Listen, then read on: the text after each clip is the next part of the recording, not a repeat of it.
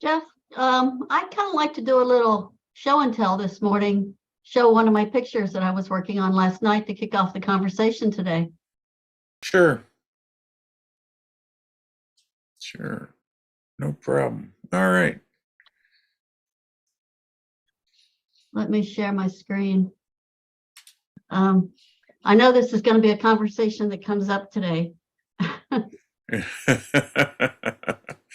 Yeah. So I just got a brand new TV, and it has a 16:9 ratio and Okay. wall size, really nice. So I decided to see if I could, with a smart TV, show some of my images as a screensaver on the television. And so all my pictures come out, my horizontal pictures come out 2:3 usually is what I usually crop them to, 2:3 ratio. And this is an example. Can you see this picture? Yep. So this is one of the pictures that I wanted to display on my screen, but it had the black bars on the side. And so I wanted to change the aspect ratio so that it showed full on my screen. And so what I did, I could have cropped the top and bottom, but I really didn't want to crop any of that off. And so what I did is I downloaded the beta for Photoshop last night and tried to use the new generative AI to fill in the black bars on the side. And this is the result. Yeah. Isn't So, it amazing what yeah, it's so doing? this is the before and this is the after. And I really didn't, I had to clean up a little bit. I had my logo on there and somehow a piece got left and I cloned that out. But other than that, I didn't have to clone anything or do anything to the sides. So it did a really good job. You're right. I've seen some videos this week. It's incredible how much I call it details put back into the picture. I mean, I've seen pictures where they're building buildings. It's like, oh my God, they're building a forest. It's like, where are they getting all this information? It's like, it's incredible, this AI. Well, that's a whole nother can of wax. I mean, when they start, they call it learning off of pictures on the internet.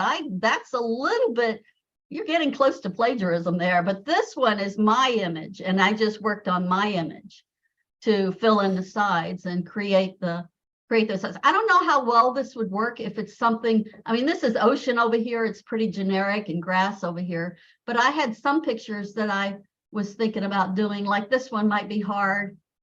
Some of them that have a lot, this one might, I don't know. I'm going to have to play with it. Actually, as I've seen demos and as I've played with it myself, it's doing stuff that would be just about impossible to do, or what you could do with spending a lot of time in Photoshop. Here, since we're talking about it, let me see if I can do this. Okay, now. Yeah, I've done that with content aware fill before. Usually if I rotate and have a little triangle on the edge of my picture to fill in, I'll do it with content aware fill. But what content aware fill won't do, that's like not a third of the picture, but that was a big black bars on each side of that picture. So there was a lot. I downloaded a video, YouTube video, and this video shows in the forest, they show adding. It's incredible. So if you have time and that, take a look at it. It's incredible what this AI can do. There's one example is a guy is sitting in an abandoned movie theater. And it filled in the theater. You went mute for some reason. Yeah, for some reason, I don't know what happened there in that. Yeah. But no, it's incredible because they got this one picture of a guy in the movie theater, in an abandoned movie theater, and they completely eliminate him. And they added all the chairs. It's like, how is this possible? And then they had a nature scene where it was a regular portrait, but then they made it into a landscape and they added so much on the left and right side. It's like, it's incredible. So it's in I put the link into the chat, so it's on the Yeah. YouTube channel. So this is the beta Photoshop, and I've just added, say, extra that I wanted to add. Now this is a pretty tough one. And hit generative fill, generate.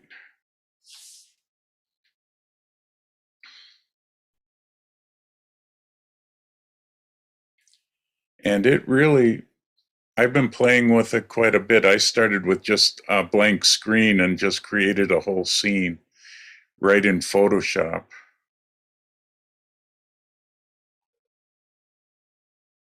But look how it added all those trees. You really can't tell, what it added in on each side. And if here's before and there's after. And if I That's what I did. That's pretty amazing. Is that zoom three in, choices? The variations there are three choices? yeah, you actually On the get right side? 3 choices with it. Let's see, I got to move this down so I can see it better. What's nice is with the 3 choices, you can keep adding to it so it never deletes one of the 3 choices in that. So it keeps on adding to the list. Let's say you wanted something, added more to it. Yeah. A guy with a boat out in a lake. See, like this one doesn't work quite as nice as this one does. And that one, not too shabby either. And so, yeah, you can keep regenerating. What I find that's fun too is that if you just do something like this, and let's see, need to add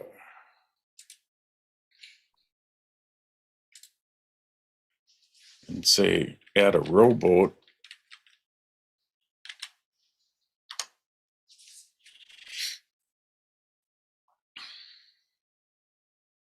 It's amazing how fast it is too. Yeah, considering what it all has to do, I'm just finding it amazing. Oh, Yeah. Now, Jeff, can you replace those men in the boat with you? No, I don't know of a way to do that yet. I suppose you could, but Jeff, that's if you wanted not a to rope. instead of having it generate a picture from things that gets off the web or it's learning from wherever its source is, can you have it put a picture that you have of a rowboat in there?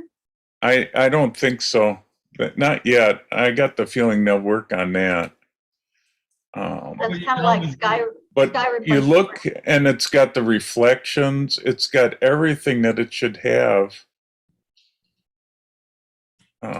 It's also the right proportion too in that. Yeah.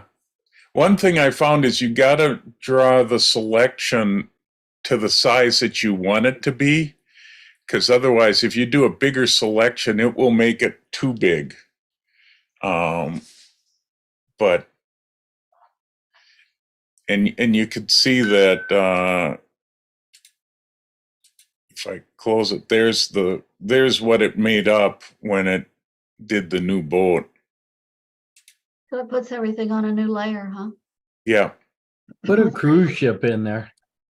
Yeah, on that picture I had, I was trying to put a ship in there last night, and I wanted an old ship, like a tall ship, or high rig ship, and it was putting in modern ships, and didn't look as good as this.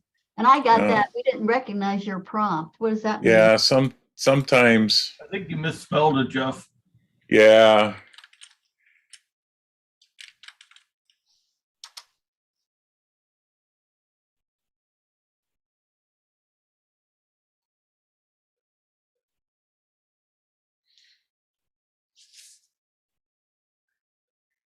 It's going to be a pretty small cruise ship, though. It works. It's a big lake. So like I said, it's it goes by the size of the selection. So you need to watch, and then of course it kept the other ones. But it even throws in the reflections. Now I just saw, I was going to try to see if I could find some people, because some of the things it did with people. Let's see here. I know I had portraits somewhere in here. For that size ship, you should put a guy on the shore with a remote control. Like, so it's like a remote control boat. Yeah, yeah, there you go. Okay. If I understand correctly, with this beta, when you add, with the AI, supposedly it's only the long side is 1,000, I think 24 or 48. So when you zoom in some of these locations, with the trees, you can see the pixels are different, when they, merge the two. So you can see that. I zoomed Yeah. into my picture looking for that, Clint, and I couldn't discern very well where the border was. Okay, think it wow, also that's very depends on how- impressive. I think it also depends on maybe how much overlap you have in your selection. Yes, that makes sense. Yeah, it's like what I've read is you, if you want to get high res, you need to do multiple strips, do a little strip, add that. Yes, Then extend it, go wider and keep expanding it in multiple increments. And yes, then I've you get heard more that too. resolution that way. So one of the things I saw was turtle neck sweater. I don't know if this will work or not, but they were able to change the person's outfit. And I don't have New York Times had a piece on that. Yeah. No, that's not exactly too shabby. It made my neck a little big, but Hey, Jeff, give yourself some earrings. all right, I See how can do smart it that. is. How about a beard? Yeah, one thing at a time here. Red hair too.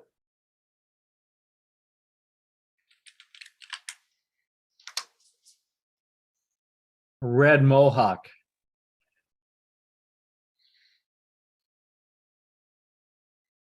But in some for a graphic artist, this is going to make life so much easier. I don't know if I like green earrings. Oh, the pearls work. Pearls look good. You look good in pearls, Jeff. Yeah. Matches your skin tone.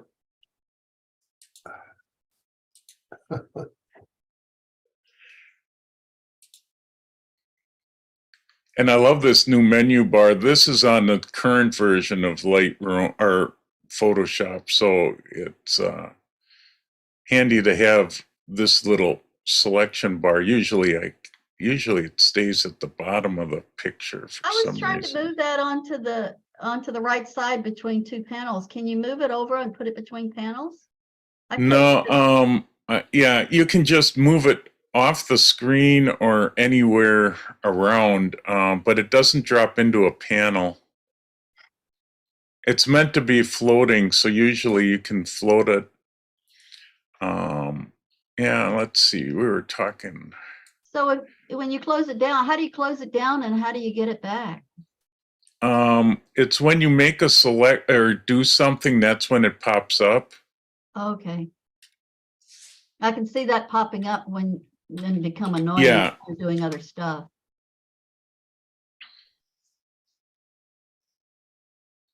Uh-oh, they can't grow a beard. Yeah, maybe not. No, let's try it again.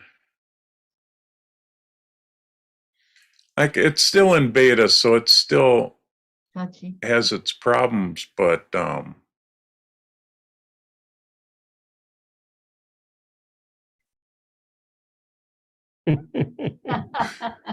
Looks like a It's biker actu- dude. Yeah, it's not that far off from this shot. Okay, go to the dark one. Let me show you. Let me open up this one though quick. Yeah, they got a dark option there.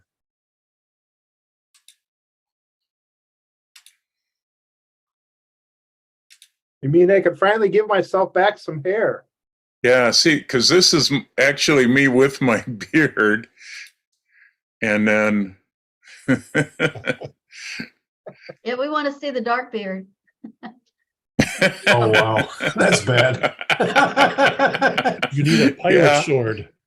Type in good dark beard. That one's even a little weirder all That by looks like a Oh, skirt. wow. That's two-tone. The dark beard reminded me of Johnny Depp in Pirates. Jeff, you have in that layer, you have a mask. What happens when you turn that mask off? I wonder- Well, that's a weird beard.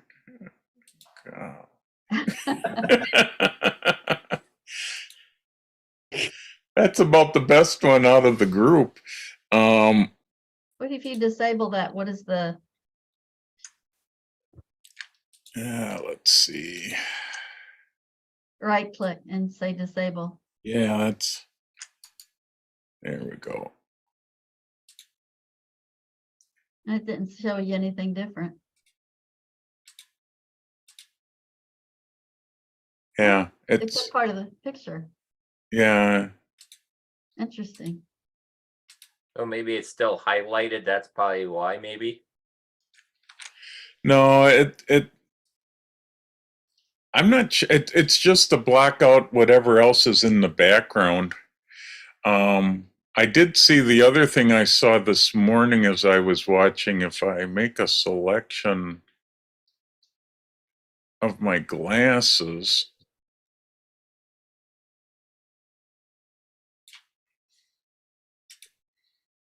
I can put in sunglasses.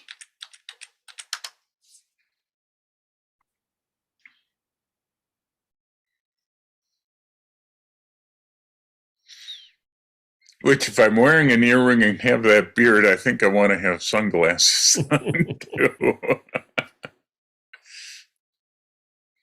Wow.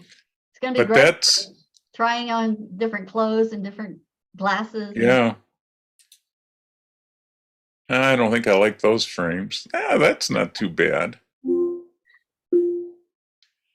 But that's pretty good. I mean, it got rid of my old glasses and put in. So this stuff is actually pretty interesting. What you can do. I mean, the stuff you can add. And, What are those prescription sunglasses? yeah, I don't know. Well, can you use that tool to remove things? Could you say remove glasses? Well, actually, there is a remove tool that's in Photoshop now. If I get rid of all this stuff. This is the new improved remove tool. Yeah, there's under the let's see, where'd it go? I know it's I think it's this that one, right? Yeah, that one. isn't it? yeah. Yeah. You got the remove tool, which is in the current version of Photoshop that happened. And let's see, I've got to be on my background. And you could go in and draw in like this. Gonna remove your eyebrows.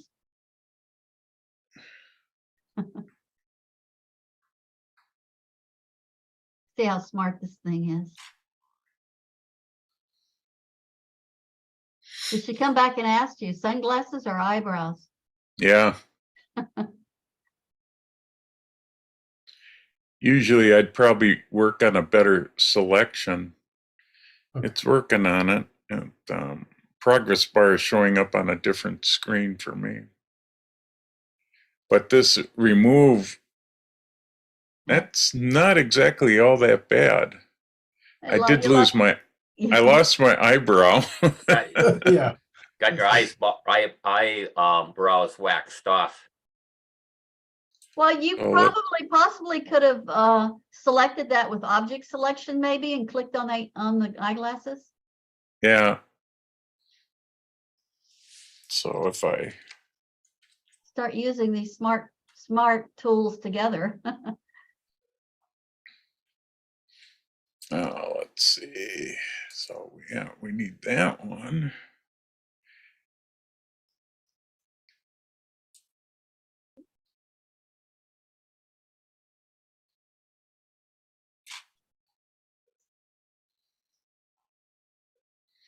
Oh, there you go.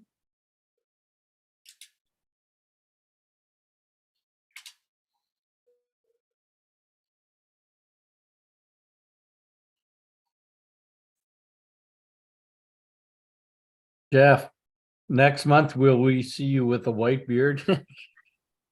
In real No, life? it takes me longer than a month to grow a good beard. I was gonna say we won't recognize him. Like, hey, the picture doesn't Huh. look like you. For Or some you don't reason look like the picture. that violated the terms of the generative, but I'm gonna go back to that selection and then use the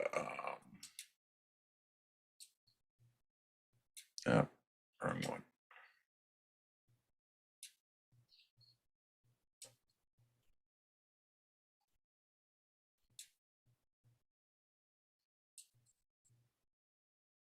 See if it would do it this way.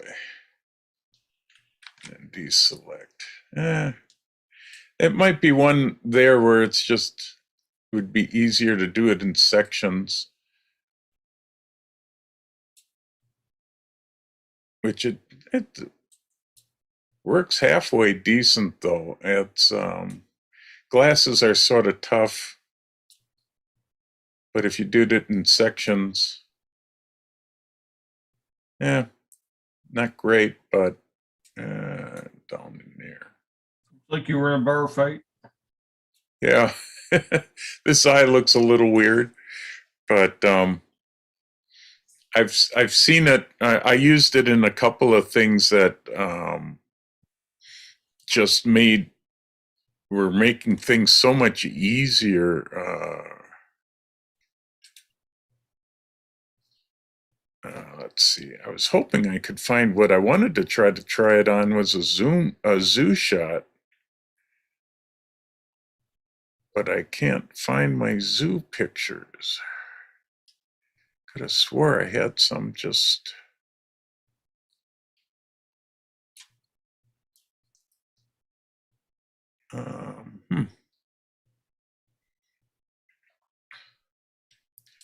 But yeah, both the current version that just dropped of Photoshop just is doing amazing things. Yeah,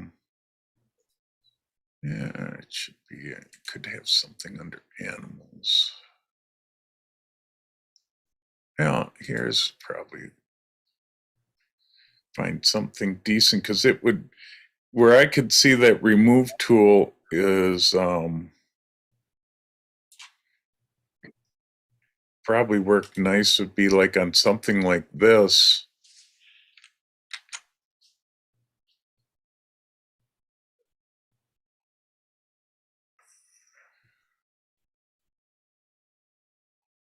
Okay. So with that remove tool,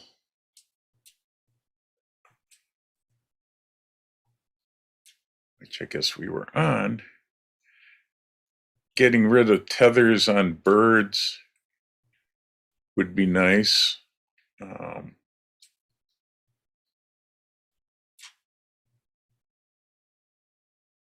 But you can see you can do it as a single stroke. So I would even sometimes think, well, maybe I could make it so that the bird's flying.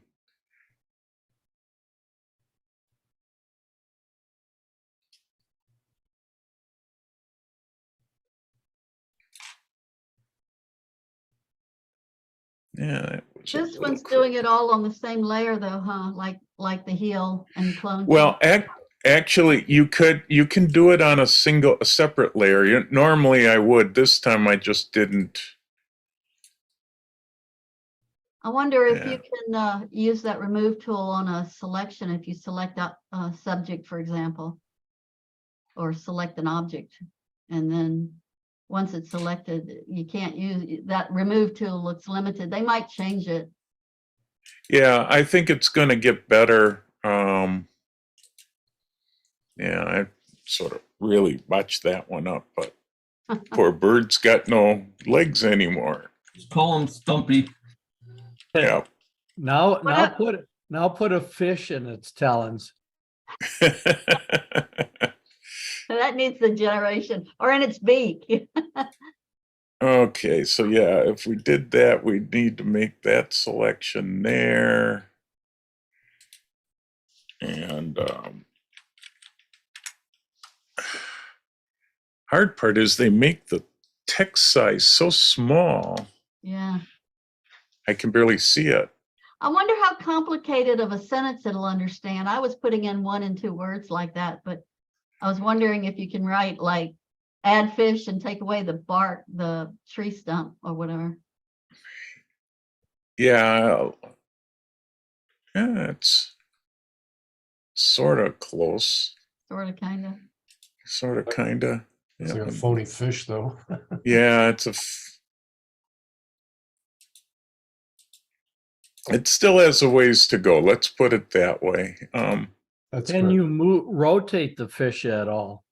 Oh, yeah. No,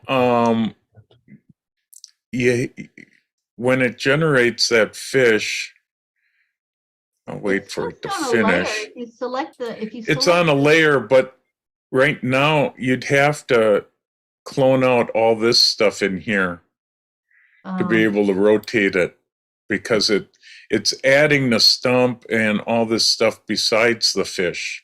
I wish it would just do the fish itself if and you not can- all. If you click on that layer, Jeff, and say select a subject or select object, it might select just the fish. Yeah, and I started playing with that, and I had a hard time getting it to do that. Select the object. Yeah, there you go. and that's actually not too bad. So what happens if you press the delete key to, you might Now, have to first I'd have to inverse it.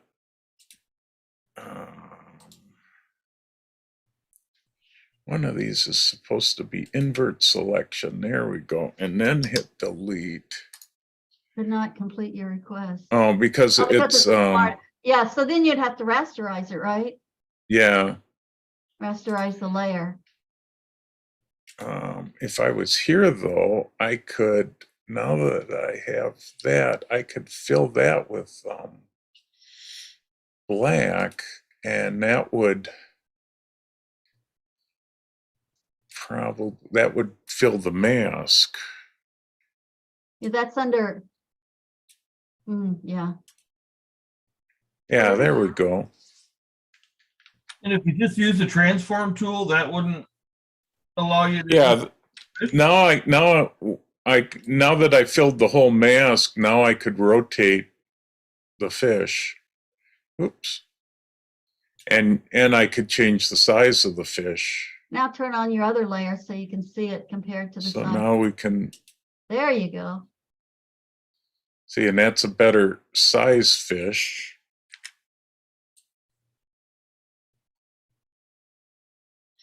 Still you could doesn't. probably also go into that smart layer and get to the fish itself on the raster image. Yeah. Inside that smart layer. That's So interesting. I mean, it's got possibilities, but it's certainly going to speed life up so much. Just with the remove tool, removing distracting stuff. If the other part that I sort of liked is here you got with this bar, you can remove background. And it does a super job of removing the background. I mean, it got rid of everything except for the bird. So now you could, maybe if you put that in, now the bird looks like it's in the talons almost, Wow. For a with just a first little picture. bit of fooling around now. It looks like the bird's flying with the fish in the talons. So I love the remove background tool's also gotten a ton better. And now you could go and say,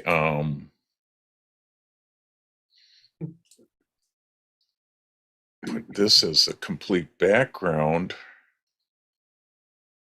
And then select all. Generative fill and say,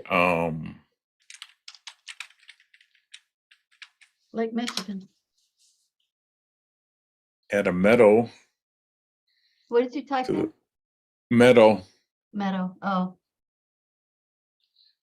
And probably you could get probably even more specific type of meadow, maybe grass. Yeah, Pick that That's- fish up right out of the flowers. yeah.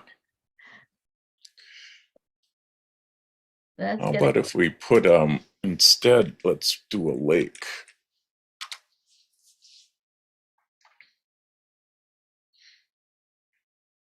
Yeah, I can see why people that are getting into generating art with this can be having a lot of fun. Well, where this is going to be really handy, that's close, except that the light of the bird, then you'd have to adjust the bird for brightness. Well, we got a couple lakes here we can look at. That's getting closer.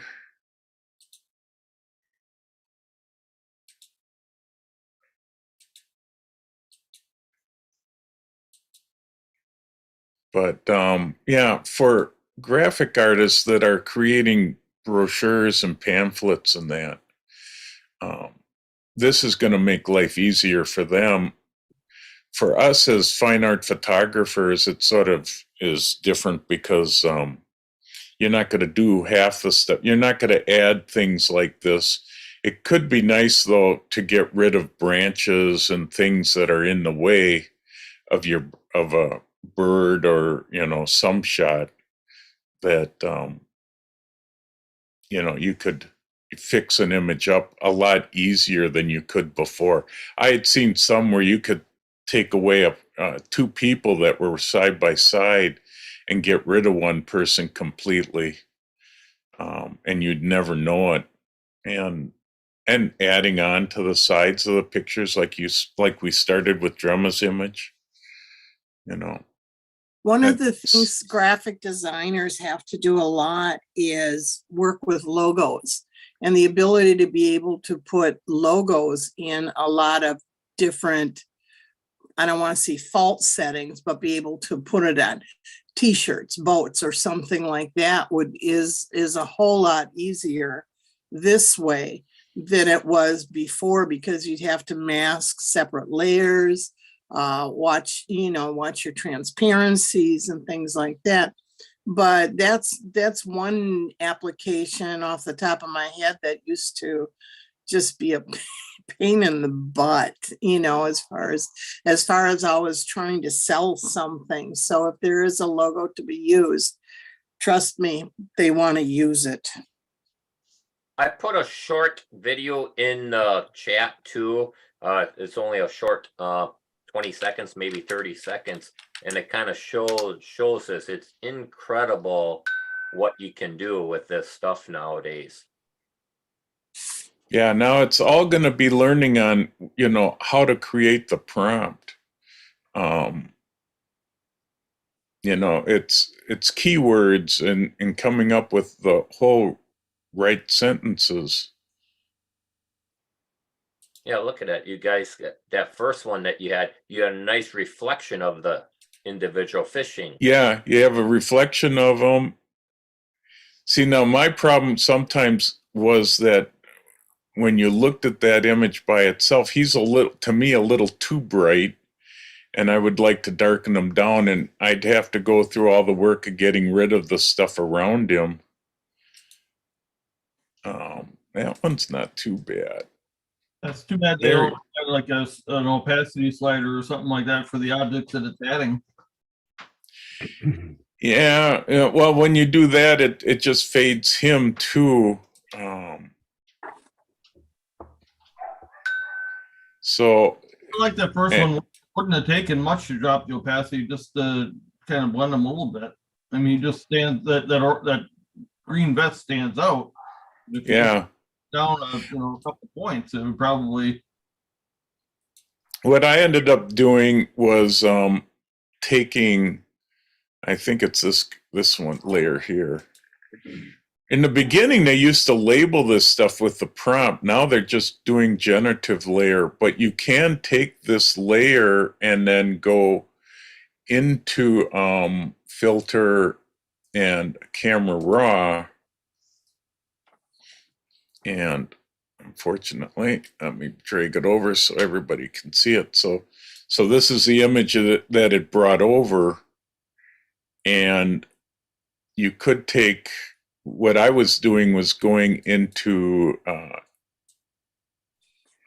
the HSL, let's see, and then dropping the luminance of, let's see, this should be my targeted tool.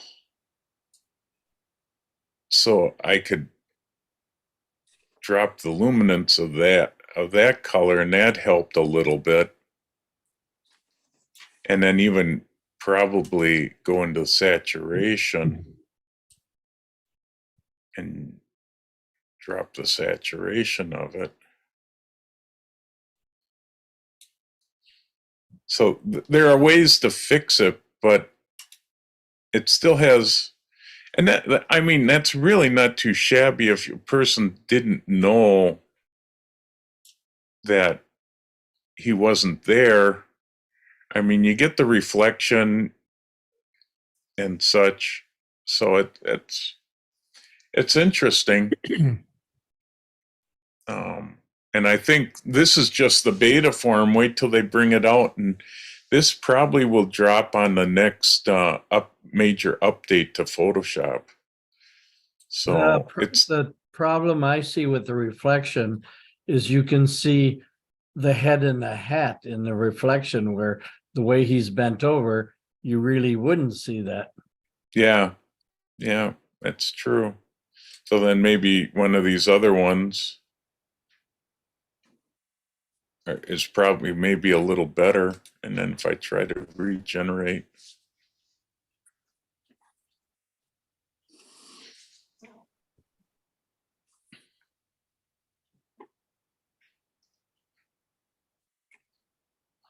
But it's certainly interesting what we're coming to. That one's a little better.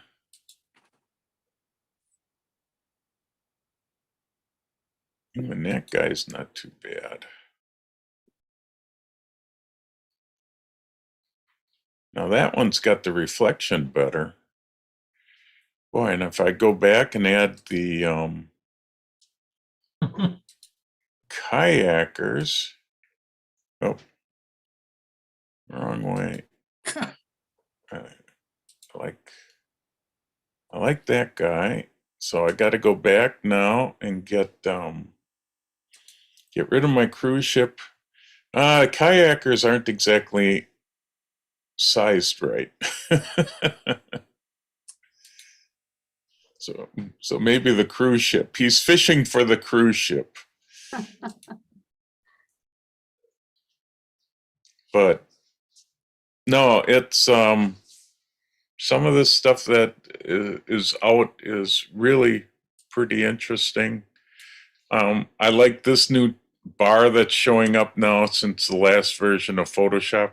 Now, with the generative part, you give it a thumbs up or a thumbs down so they have a better idea of why, if it was a good result or a bad result. Um,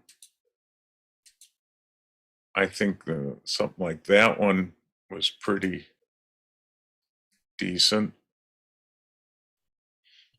Maybe needed to be bigger, but that was the size selection I made. So that's also part of what you've got to think of is that, okay, now you got to make a selection that is right for the size of the object that you're going to make.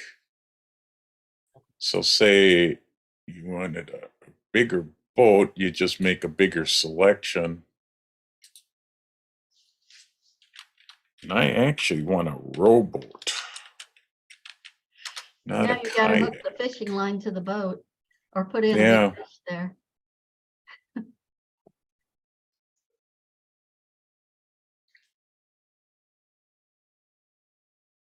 Yeah, a good canoe would be pretty good on this little lake. There you go. Speak of the devil. That looks nice. I love the reflection. It looks pretty good. Yeah.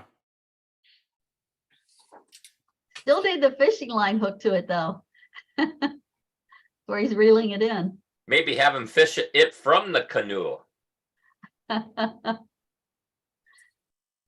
It's still not a rowboat. I wanted a regular rowboat, but I mean, Put in John boat just to see what happens instead of rowboat. Maybe it doesn't- okay. Yeah. Isn't rowboat one word? Oh, maybe that would be it. Is John boat JOHN? Correct. Yeah, let's go all the way here.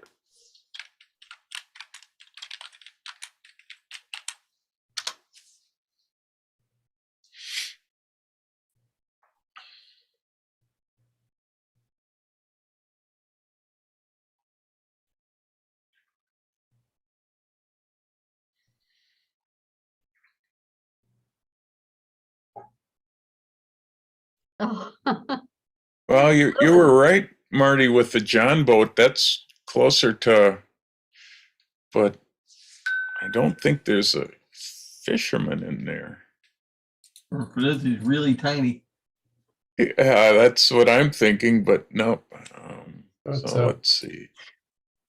It's a pilotless, fishermanless boat. Yeah. But that's really the kind of boat I was thinking about. So that boat there is not too bad. Uses AI. Oh, here's one with a fisherman, but the fisherman's a little small.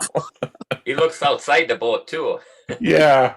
Yep. got a hole in the front of the boat too. Yeah, this is gonna take some perfection. I gotta admit though, that canoe works pretty nice with it. Yeah, the lighting on all these is a little suspicious. I mean, the fisherman is standing in the shade. You know, all the trees are in the shade and the shadow, and the water shows shade, and he's bright. Yeah. Some of the Although he's sort of got specular highlights in it. Yeah, because it's like sunset or sunrise and that. So Yeah. you can see the sun on the trees way off in the distance. So that's somewhat, Yeah, but he's standing in the shade. I mean, Yeah, he's in the shade, and this is sunrise. The boat though isn't too bad because it's in the shadow and it's dark. This one isn't lit up too well. I don't like how it's lit there, and neither is this one. that was totally phony. Yeah, this one's a little better. That guy's just a little small. But it's Yeah. it's got possibilities, and it's come a long way from what they thought so far. I mean, it's not still, like I said, beta, so it's still got a lot to do. Here's one last thing, just as we get close to Africa. How about a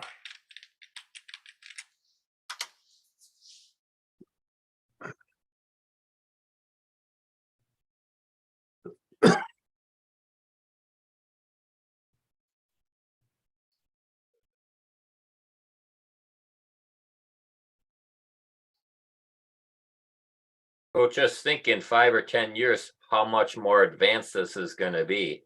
Yeah. Yeah, and you'll never know. Oh my. So Jeff, if you move those objects around on the It's screen, the Loch Ness giraffe. Yeah. so Jeff, if you move those, does it regenerate it to the background or is it now just a raster I layer? think it's just a raster. Let's see.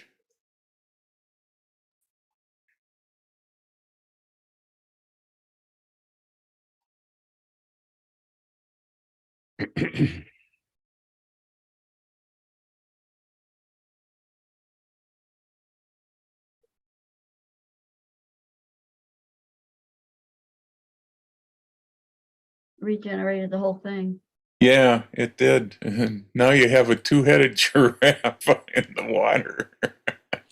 Push me, Oh. pull you. Okay, so let me clean this up a little bit. This is what? Oh, that's the side, so we can keep that. So the other one I was gonna try. So let's create a bigger, and he'd need to be probably here.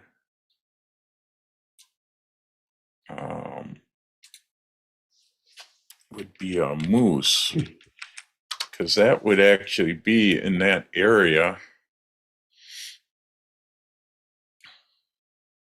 Although I know it was pretty muddy at this lake, so Maybe a because I swimming fell in moose? right about there.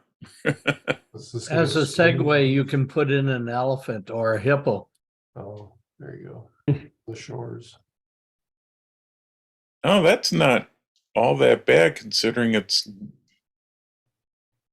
It's a good cartoon. I mean, look at what it did to the water. It actually makes a little bit of ripple where the legs are. Yeah. It's a good cartoon. I agree with you, Brian. I mean, it does a good job of generating the image, but it still doesn't quite fit into the scene. Yeah. Lighting with the contrast with the, it just, I think cartoonish is the right word.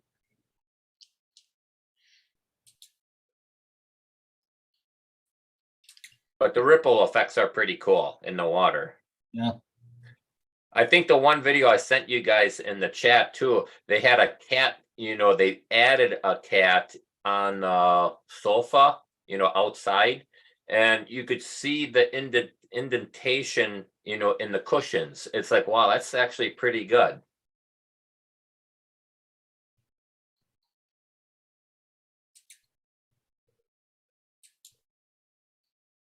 So is it ignoring the other generative layers that it's generated when you're adding something new like that? This is just acting on the base layer. So is Yeah, I think it's looking at the base layer and it looks at where the selection that you create. So creating the selection is the important part of where you put it and how you place it. Is going to take some of it. Yeah, this certainly doesn't look like a great moose. If you notice under the head of the moose, as you change which moose, flowers and branches are added or deleted. Yeah. That one's probably the closest of anything. That one isn't lit right.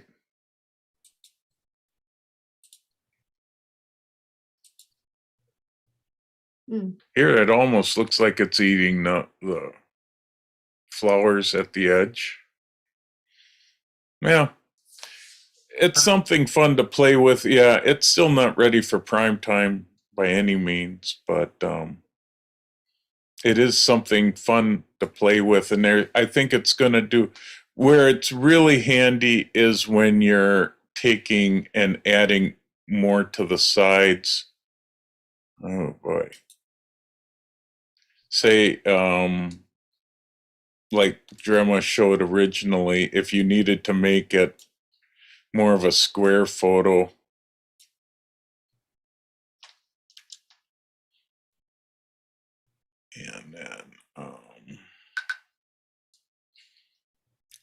Gotta select. And the big thing is to make sure you do enough of selection of the photo part. But this is the thing that I think is going to be the handiest, Yeah. is just to fill in when you need to do a horizontal or a vertical. Yeah, and filling that in, you don't put a word in, you just tell it to generate and it figures it out. Yep.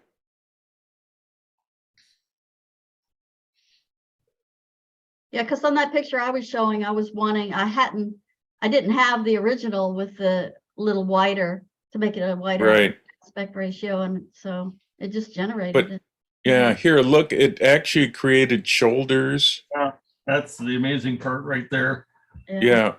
I mean, it created just about exactly the way the shirt was made, and no seams or anything. So, if this is where I see it to be the handiest, is that, okay, I needed a square shot or a horizontal shot from a vertical, and you can, do it that way. And look at how nicely it did the background. It just kind of tailored it, vignetted it around your head. Yep. It's amazing. yeah. So They're talking this is about- the Go type ahead. of stuff we're looking for. They're talking about this taking so many jobs away from people, and that's true, but we're still going to need photographers forever because it has to get the data from somewhere. Yeah. And so far, AI isn't smart enough to take a camera out in the woods and shoot a pond. Well, and all the data they're using is copyrighted by Adobe. Yeah. Yeah. Adobe is using their own files that people have submitted and are for stock purposes that I guess are free stock purposes. So Adobe's doing it the right way, at least. And I would imagine that when we start adding this stuff, there's going to be a fee for adding, that canoe or that boat. And that might be a source of income for some people. With these pictures, when you add it, what would be interesting is try one where you chop someone's arm off in the picture, or not arm, but let's say part of their hand. It'd be really curious to see how well it could regenerate that. Yeah. That's too much. I don't know. Amputate and then unamputate. Yeah. Yeah, correct. Yep. Let's push the software and see what it can do. I mean, so far it's pretty impressive. There are some painters who can't even paint hands, so they usually avoid it, and that's why they put pockets, that's why they put fruit bowls, that's why they have multiple ways of hiding hands, because they're not easy to really reproduce.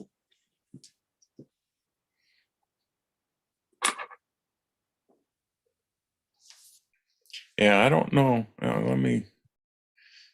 don't know. I don't have a lot of people photos. Oh, that's. Put a cowboy hat on yourself, see what you look like, Jeff.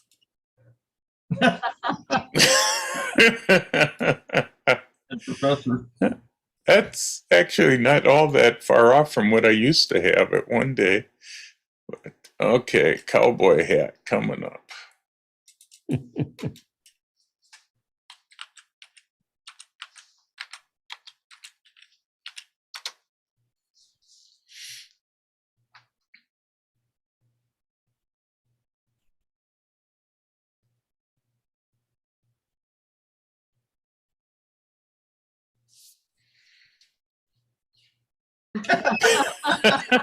Large cowboy hat.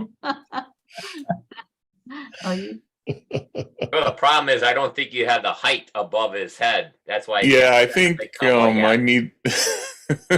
Doesn't have the real estate. yeah, you're right. The selection is important.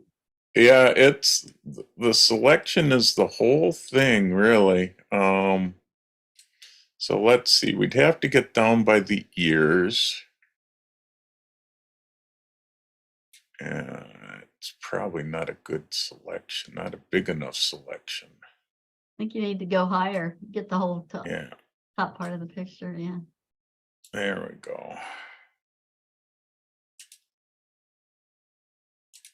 We'll have one of those sombrero hats now. Yeah, right.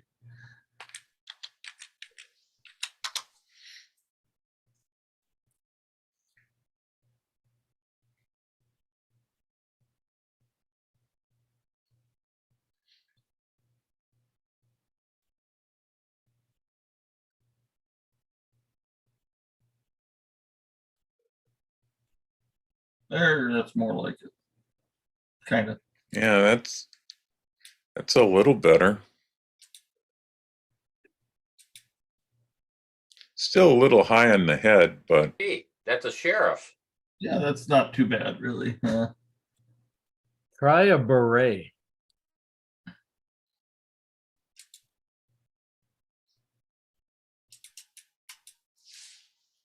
oh, how do you spell that?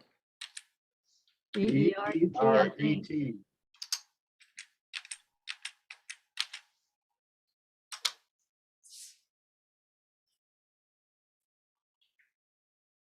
No, I must have up. spelt it wrong. I think you put 2 R's in there, didn't you? I think it's BERET. Yeah.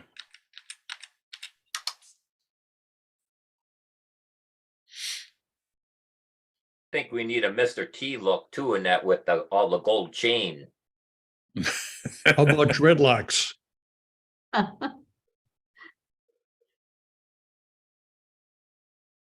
I'm still thinking of a red mohawk.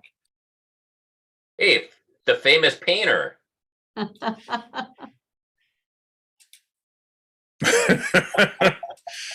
Briar. The Renaissance look. I like the cowboy hat better, actually, but all right.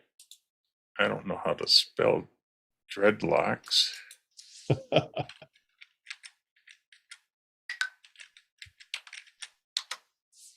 See if that works. I think there No. was a D, a K after the D, so Yeah.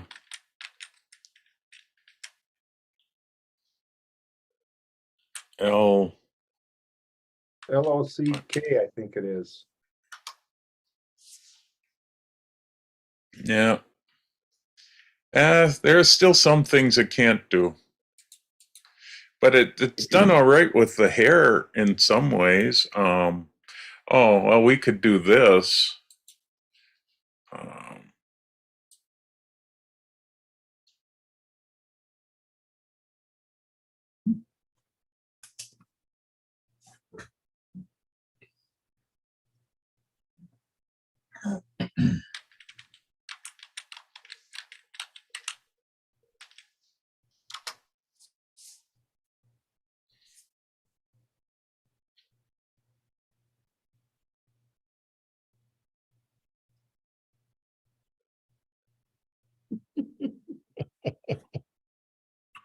The fool. Again, the selection is playing a big part of it. You can see you kind of put the selection to the right a little bit and it's, Yeah. yeah, so the selection is. It is part of it is certainly selection, doing the right selection, but I don't know. It's Interesting. fun to play with.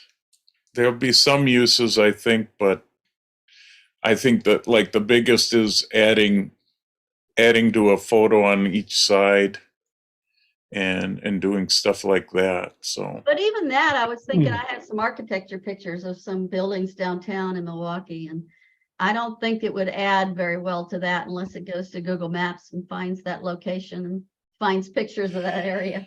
well, what it ends up doing, I've seen a couple examples, and it has done. It just adds that more of the same building in, and it can work, but it's not perfect by any means. Yeah, so it Or maybe not Certainly. even realistic, yeah. yeah, Some of it has been. I don't have anything that I can grab, and we've been playing with this for an hour, so I think we'll just. There was one quick video that I seen too, where they moved a complete truck in front of a building and all the windows were replaced, and that's like, it was incredible how realistic it looked. Yeah.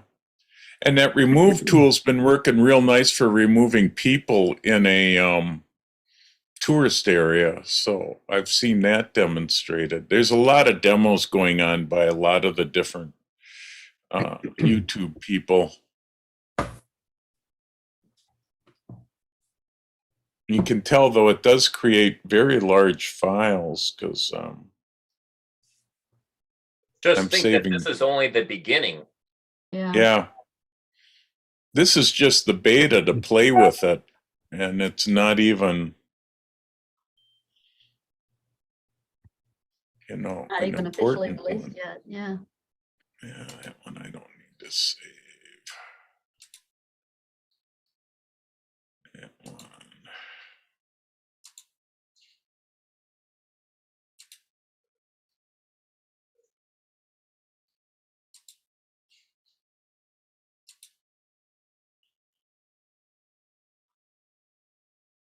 So do the variations save with the file? Do you know? Yeah, you can say, If you open it, yeah, I believe they do.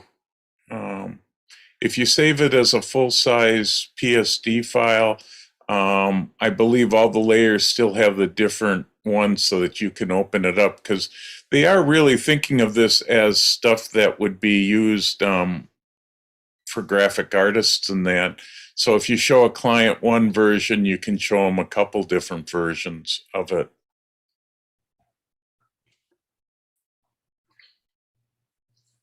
But they are good-sized files.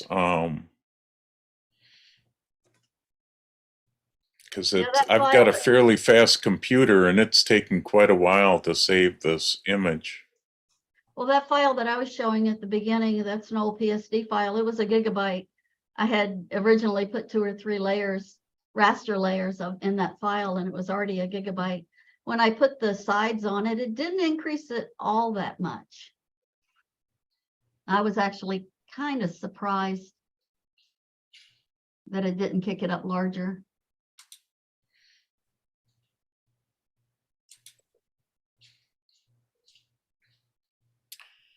So let's see. Well, that's finishing up. Seems to get stuck at 1% for a while.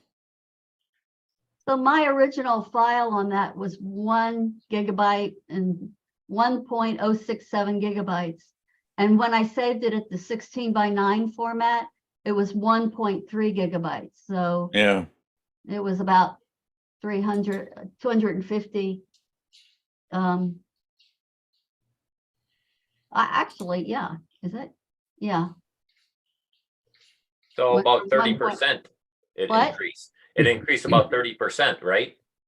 No, 1. not 30%. It went from 1.0 to 1.3 gigabytes. So Oh, that- okay, I'm sorry. I thought it was 1.2 to 1.2, I mean 1.0 to 1.3. Okay. actually, But yeah, no. So look out, everybody. Photoshop is improving. Here's the good reason for having the subscription of Photoshop, because they keep bringing out all this new stuff.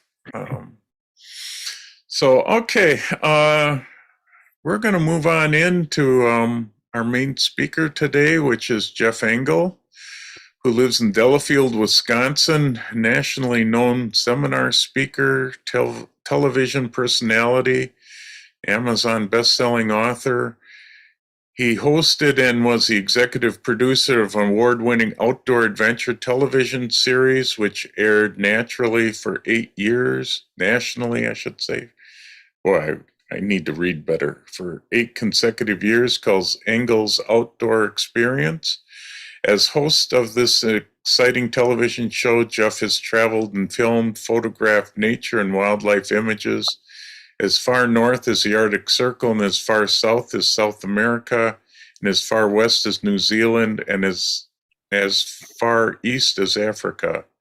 Jeff has also appeared on television networks such as ABC, CBS, PBS, Outdoor Channel, The Sportsman's Channel, Fox Sports TV, to discuss animal behavior and nature. Jeff also co-hosts, guides, and coordinates amazing South African photo safaris during July and August. This is a unique opportunity to see and experience nature firsthand with safe and seasoned professionals as your guide. This is a trip of a lifetime and is truly a nature photographer's dream trip. Jeff will talk about the logistics of getting to Africa, what gear to take safely, what pills are recommended for the trip, camera techniques, tips while on safari, astrophotography opportunities. Jeff will basically be doing an overall conversation about an African photo safari. You can view some of his work on his Instagram page, Jeff Engel Outdoors. So like him or whatever you do on the Instagram page. I know I have an Instagram page, but I don't use it. So, so here's Jeff. He's been here. I've been helping Jeff for a while on some of his computer problems as I help other people. So, Jeff, you can go ahead and take it away. Thank you very much, Jeff. No problem. Can everybody see a picture of an elephant? Yep, you're good. All right. Well, thank you very much, Jeff, for having me on your show. I know that Jeff Klug is extremely well respected in the photography community, and he's an excellent instructor, and I appreciate being here. But what we're going to do now is shift the conversation from AI completely to real animals. So it'll be a pretty big shift in today's discussion. Has anybody in the group actually been to Africa on a photographic safari? Yeah. May I ask what your experience was like? I have. You want to For share me- for a moment what it was like to be on that safari? Actually, for me, I found that the lighting was very difficult. I like shooting near the poles where the light is soft all day long. Okay, The golden hour was like 10 minutes. all right. Anybody else? Yeah, this is Brian. I'm familiar with Botswana. I've done Botswana several times over the years, Okay, both in the end of the rainy season and usually around September, October. that's very exciting. Yeah. I've had the fortune of spending about 1 year collectively working and photographing in Africa, which includes Botswana, Okavango Delta, Namibia, and South Africa. And we give our tours in the northeastern part of South Africa near the Mozambique border. And the reason we go there is, one, because of the plethora of animals and birds, the safety aspect, and the cuisine and the accommodations are all very, very good. So what we're going to do for the next while is just talk about what it's like to go on an African photographic safari. I welcome your questions. Please stop me anytime for that. We're going to talk a lot about Jeff Klug. Excuse me, Jeff Klug. You're still showing Grandma as the speaker. Oh, thank you, Brian. Yeah, let me change that. You want to show Jeff Engel, please? Yep, you're right. And Thank when you. while you're changing that, this is Tony. 2 months ago, I was in South Africa, and a few years ago, Kenya and Tanzania. Okay, And I have to say that Kenya and Tanzania had much more wildlife and easier to find. really? So, yeah, Africa is just great to, photograph. It is. And you're true. A lot of areas are very specific. We go to areas that are extremely game rich with wildlife and birds. And there are certain pockets in every country where there are little collections of good amounts of animals. As an example, has anybody heard of Kruger National Park? South Kruger is in the northeast portion of South Africa. It's an 8 million unfenced area that has loads of all the animals you can think of. And we're going to go through quite a few pictures that were photographed a lot in that area. Here's what we're looking for, something like this. As in most situations for photo safaris, they are chance encounters, like anything. This particular leopard, I can give you a real quick story if you'd like. We're going down the road and a lot of the travel is gravel roads. And one of the people in the back of the vehicle had to use the restroom. And the driver said, we really shouldn't stop here at all because these are where lions and leopards are. So we kept on going. About 10 minutes later, the person said, I really have to stop and go to the bathroom. So the driver stopped. Person put their hand in their door, started to open the door, and the driver very calmly said, I really wouldn't get out right now. Take a look in the upper left part of the truck.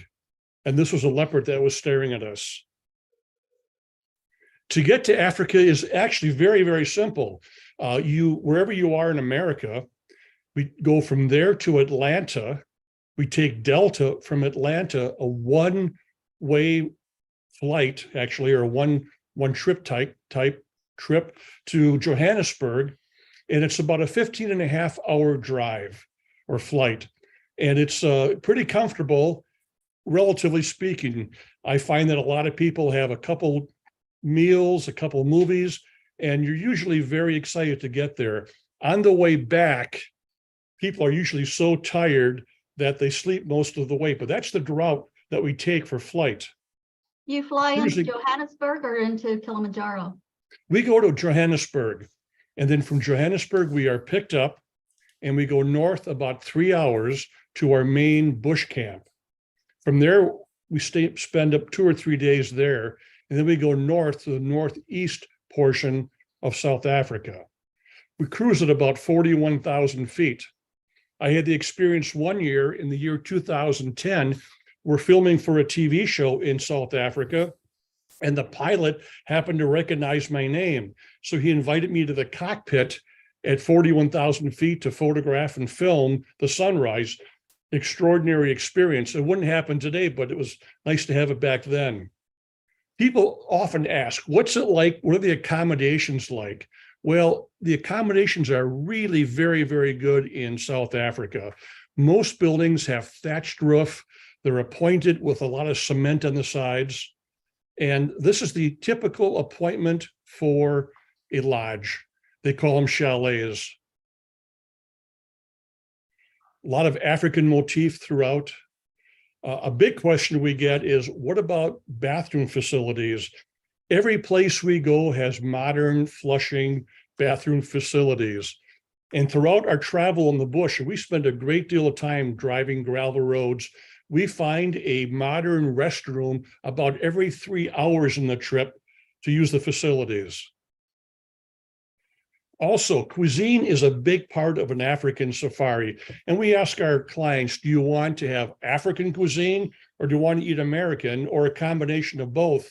And there's a tremendous variety of foods available in South Africa that are very, very good, that are not typically seen or made in America here. When we go on our safaris, I have a little discussion with everybody up front.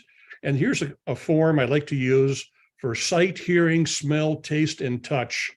The reason being, it is so easy to get caught up on a safari when you're photographing an elephant, to be so absorbed in photographing the elephant that you forget about these 5 senses.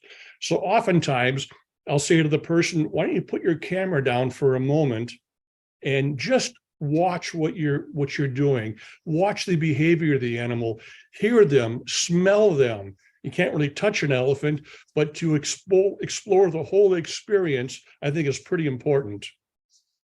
A big tradition in South Africa are evening fires, and it's a great time to download photographs and unwind from the day.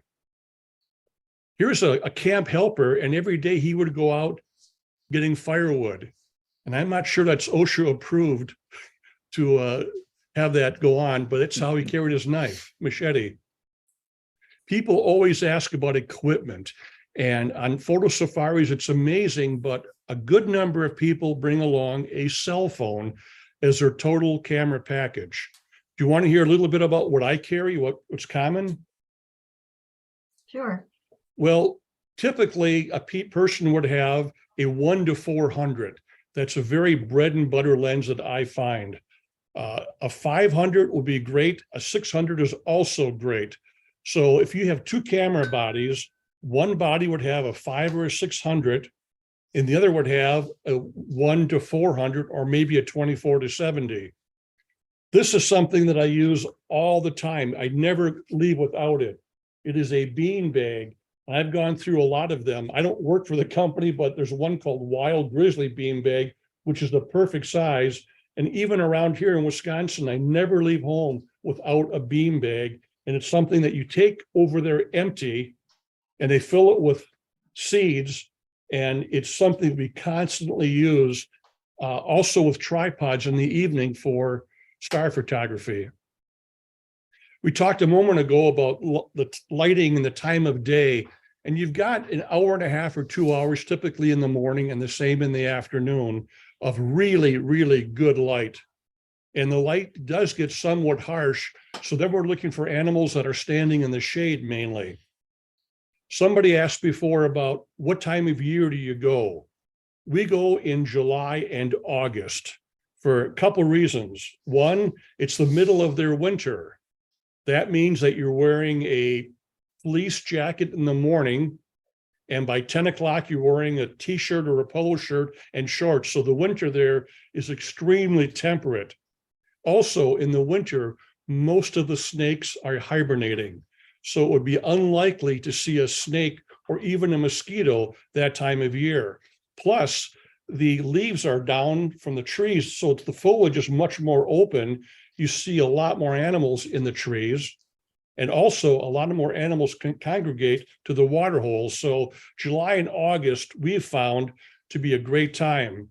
I have filmed over there in January, which the middle of our winter, the middle of their summer. And I'm not a huge fan of snakes. In January, you probably will encounter snakes. In July and August, not so much. Here's a shot I just took. Do you want to hear the adult version or the kids version? Any opinions? You better tell the kids version, because I've seen what's going on. Well, even the adult version is very, very neutral. I'll give you the average version. We're in our safari going down some gravel roads, and we come across two lions that are laying in the grass. So we position our safari vehicle to have the light appropriately. And these two lions, a male and a female, are laying flat on their back about 20, 30 yards away, say. So after a few minutes, the female gets up, the male walks over, and they mate right in front of us. I learned they mate 100 times a day. So after they made it, they both just crashed right on their sides for about 10 minutes. After 10 minutes, they both got up and they made it again. Then they both crashed on their side. After about the 6th time of doing that, he didn't want to wait any longer, so he walked up to the female, and that's her reaction. She did not want to continue doing that any further, so he crashed, and now they're both laying down. But what's interesting is after about 10 minutes, she walked over and licked his nose. Then they continued the rest of the day. But this is the kind of shot we're really hoping to get. And we're shooting about between 5 and 12 shots per second.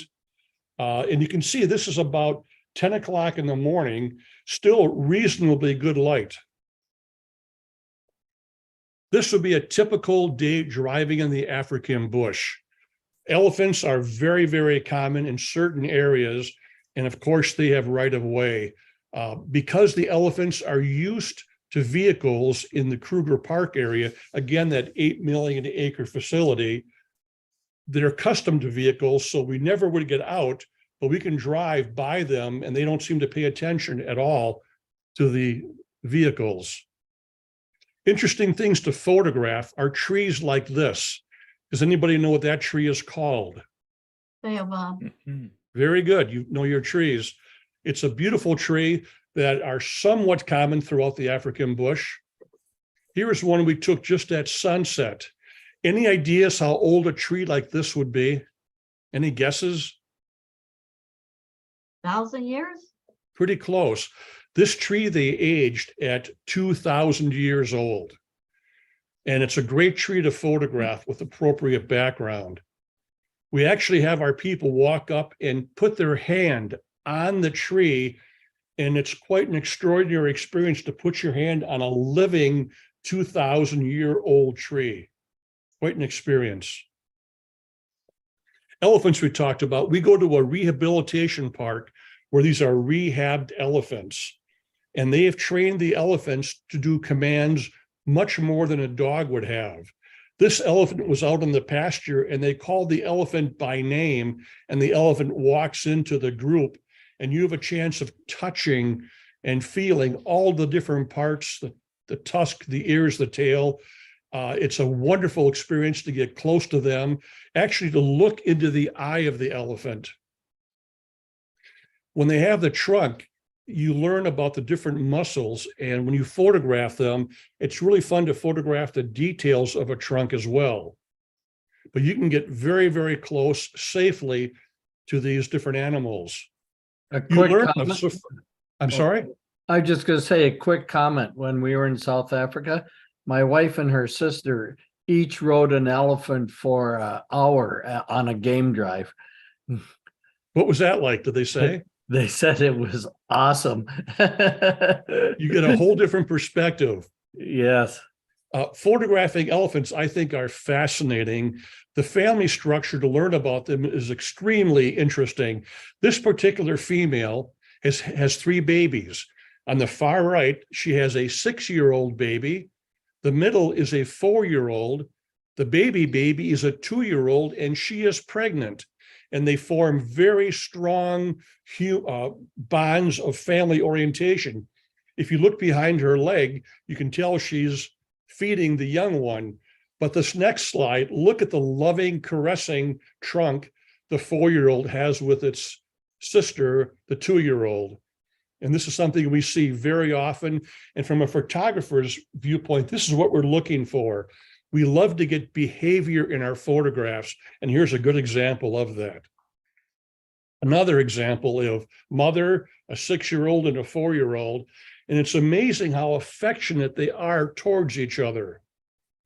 Oftentimes when elephants greet each other, they will do this right here. They will twist their trunks around each other or lay their trunks on top of each other. They're fascinating to see, but we give them a great birth of distance and a great deal of respect. But from a photographer's viewpoint, again, they're just fascinating to photograph. Check out those eyelashes. The eyes are also extremely interesting. We also learn about elephants and their habitat, and we get both sides of the story about elephants. Elephants are spectacular animals, but they are somewhat destructive in that when they go through a plain area, they will knock down a tree to eat some of the green on top, and they'll move on. So part of the idea of a photo safari is you get the full story of what's going on in the environment and their habitat. This would be a fairly common thing to see as you're driving down the road. We talked about the elephant's trunk a minute ago, trunk. It's almost like a fingers they have at the very tip. And we talk about, one thing we talk about quite a bit is picture within a picture. So we tell our people, get the main picture, but then get the picture within the picture back when you're editing. Here's kind of an example, not a great shot. We're at a high elevation looking down, but when you have a picture within a picture, look how that dramatically changes it. So we're always thinking about the picture within a picture concept. Close-ups are also extremely good. And with the modern lenses, this is taken with a 600, we're 40 yards away, but still quite close. That preserve we talked about, they actually teach an elephant to open up its mouth. And it's curious, I've never seen the inside of an elephant's mouth before, but these are the kind of experiences a person can have. Giraffes are also fascinating to photograph, and they are relatively calm around humans. They're very docile, and they're interesting to look at in that they have expressions of all different sorts. So from a photography aspect, watching their behavior and watching their facial expressions, it's really interesting. Look at this little baby looking up towards its mother. I always thought something like this would be fun for a kid's bedroom, a smiley type of giraffe face. The bond between animals is extraordinarily strong, especially in the African animal world. Trying to catch that one behavior shot is what we're all trying to do. And throughout our morning and afternoon drives, we are looking for those behavior shots that are just a little bit different. It's fun to see, how does a giraffe drink? I've never seen that before I went to Africa. Again, sort of an unusual behavioral shot. Here's an interesting shot. We're in a safari vehicle with the elevated seats that's open. I'm in the third seat taking a photograph. We happened to see a sun, and we saw a giraffe over here. So we thought, what would the idea be to have the sun and position our vehicle so that the giraffe is right in the sun? But the position was not exactly perfect. So I got off of the vehicle, sat on the ground looking up, and was fortunate to get this giraffe face with the setting sun. Here's kind of an interesting shot. That's a lens cap that fell from a person's camera. If you look beyond that picture, you see some brown objects. Those are lions laying down. So what do you do to retrieve that lens cap? Any idea how you'd get that? You can't go out of the car. Any creative ideas? Well, a person had to happen to have some chewing gum. So we had him chew the gum, extend a tripod leg, put the gum at the end of the tripod leg, and stick it on that cap to retrieve it. So trying to be creative. One thing we also learn in Africa is we're looking to observe nature firsthand, and we're looking to look through the brush. Does anybody see anything that stands out in this particular picture at eye level? What do you see? Any guesses? What you're looking at is the bottom half of that picture. So we are always looking to look through the photograph, through the bush, to see what we can see. Animals blend amazingly well. This is a kudu. You can see in the body there are white stripes going down. Well, these are a form of camouflage for the kudu. Kudu is a relatively common animal. It's called the 5 to 10 second animal because you have 5 to 10 seconds to grab the photograph before they vanish. Their nickname in Africa is called the gray ghost. We talked about camouflage. Look how this female lion blends in perfectly. So as you're driving along, you really develop a pretty keen eye of seeing things. Also, notice all the trees and the lack of leaves. That's because it's their July, their winter, and the leaves are all down. We're looking for things like this up in trees. This is a impala carcass. So a leopard would climb the tree and put that carcass there. And below the tree, we see this. Does anybody see anything with your eyes? Kind of a line right in the middle, in between the trees. That's a leopard walking. And then it was joined by a second leopard. Going down the roadway, we see lions. And lions, because they are used to vehicles, you can get relatively close to them. Again, nice behavior shots. And at night, we all have a critique about what we got. And people can't wait to show the behavior shot of the animal because there are so many opportunities to photograph. I know I do a great deal of whitetail photography, and I spend a lot of time in a tree stand or in a blind. And when you're hunting in Wisconsin for a great photograph, you might see a raccoon or some birds. You might see a couple different animals, but in Africa, if you're at a water hole, you'll see 8 to 15 different species at one time. So the abundance of Africa, depending upon where you go, is of game to photograph is tremendous. 600 millimeter lens seems to work pretty good in things like this. Let's talk about backlighting. We talked, a lady before mentioned, what about the lighting conditions? Well, you take those to your advantage. So this is pretty early morning. We found a giraffe and it was killed by lions. And one thing people learn very, very quickly in Africa is that nature is not like Walt Disney. It's kill to eat or be killed. And it's really a pretty eye-opening experience to see how things hunt. This particular giraffe, you feel sorry for the giraffe, but then the lions have to eat. So it's who's right, who's wrong. But in this photograph, we're trying to capture the backlight with the lioness eating. Part of the fun away from photography is you see lots of interesting curios as you go around, our handmade bowls that are very inexpensive to buy. It's fun to stop along the orange stands. And if you want some of the freshest orange juice you've ever had in your life, you go to a stand like this where they actually press the oranges picked that morning. Back to the July time period, that's when the fall is, or winter, with the type of colorful background that we can have. I find that zebras are extraordinary to photograph, and they're so much fun, and they are extremely animated, and they're very affectionate animals.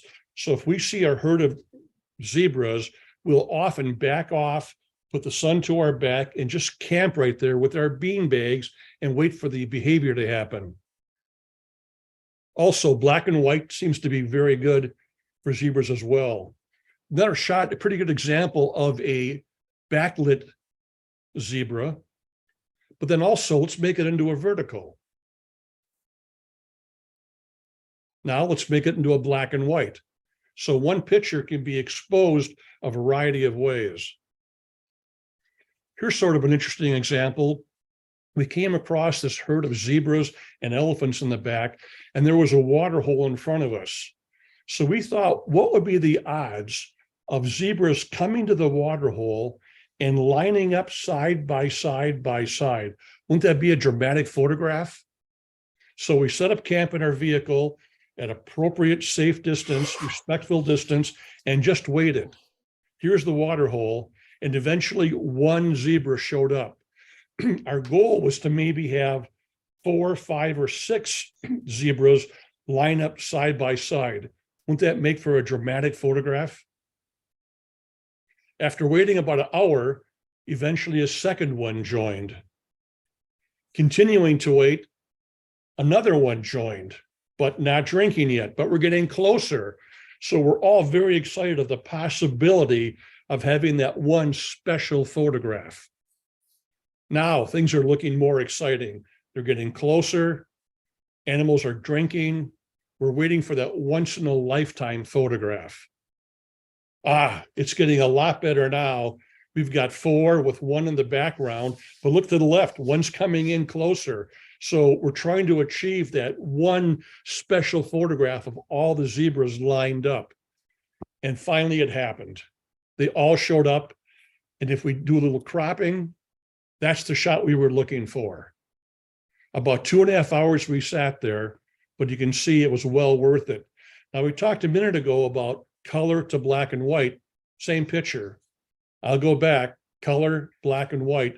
So we oftentimes will encourage people, consider that black and white option. Do I have any questions at this point from anybody? Is this still in Kruger? This is in Kruger, correct. Correct. One thing we have a rule about, nobody on top of zebras. That's the only rule we have. Waiting for that special behavior is also very, we talked about that quite a bit, waiting for that moment. Do we know what this zebra is doing? Is he smiling and having a good time? He's actually smelling the air, and that's how they smell. But it makes for a fun photograph. Also, a very fun thing to do in Africa is look at patterns. the patterns of the various animals. We see quite a few baboons and monkeys, and it's interesting to see how the babies travel. Makes for a very compelling photograph from a photographer's viewpoint of how the babies travel. They also do a lot of grooming with each other. Would you mind getting that tick underneath my arm, please? And it's curious, most of the time, the females groom the males. Like this example right here. As you're driving along, we see some interesting things. Can anybody tell what that would be? How could that be a very compelling photograph? Or what is it?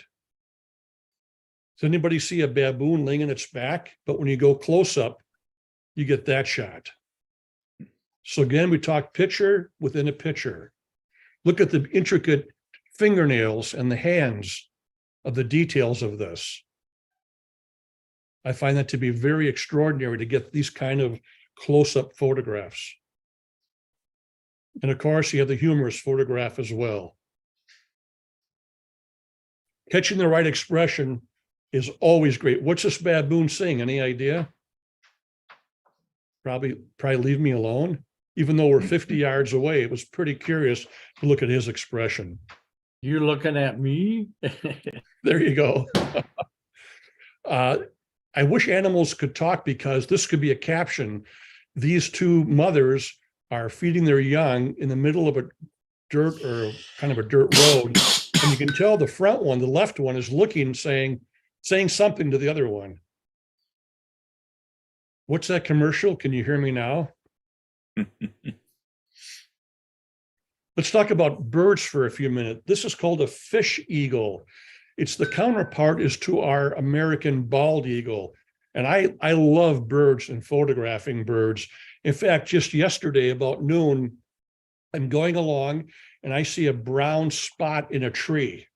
It didn't look right. So get my binoculars out. This is just yesterday at noon. And there was a owl that was probably born in January, full-size owl, but still pin feathers. And I photographed for about 1 hour yesterday, this great horned owl in a tree. And with that comment, we want to talk about when you see a photograph opportunity, one thing we never do is say, we'll come back. How many times have you seen something? I'll come back to that tomorrow. I'll come back in an hour. A rule that I can convey, that a trick that I use, if you see an opportunity for wildlife, that's your shot. That's your lighting. That's your moment. That's your experience. So we always tell people that if you have an opportunity, take the shot, study it, get the right composition, because the odds of coming back and seeing that exact composition and that light would be remote. This is a bee eater. You know what their main diet is? Bees. Very good, bees. I think it's an extraordinarily beautifully colored bird. And they are relatively common. Look beneath the feet, the beautiful indigo color blue. And part of the fun on safari is seeing a tremendous variety of birds. A different type of bee eater. Anybody recognize this? It's called a ground hornbill. They stand about 3 feet tall and they walk on the ground looking for lizards and snakes mainly, and beetles. But look at the eyelashes to protect them from the sun. Maybelline commercial right there. One of the most beautiful birds is called a lilac-breasted roller. And these are very, very common in certain areas. They live along the roads typically, and it's one of the most beautiful birds around. Speaking of birds, going back to America, did anybody happen to photograph that mandarin duck in Milwaukee? Anybody? Well, there was a mandarin duck at the lakefront, and I spent probably 150 hours at the lakefront this March and February photographing it. also equally compelling for the photograph colors. But just look at that bird. It doesn't even look real. And you'll see these birds many times throughout the day on a photo safari. How about this bird? It's called a jacara. Look at the feet. They make their living by walking on lily pads, eating bugs. There are similar birds like this in America, but these are pretty frequently over there. You see them. So it's really fun to be able to see them and photograph them like this. Makes for a great story. Look at the coloration of the beak and the little yellow wattles they have down there. Something totally different than America, but part of the experience of seeing exotic birds when you're on a photo safari. Look at the coloration of that. These are called red-billed birds, oxpeckers, and they live basically in the backs of animals. This is a common guinea fowl, but again, look at the extraordinary detail in the face and the variety of structures that are so different than America that they're just fun to photograph.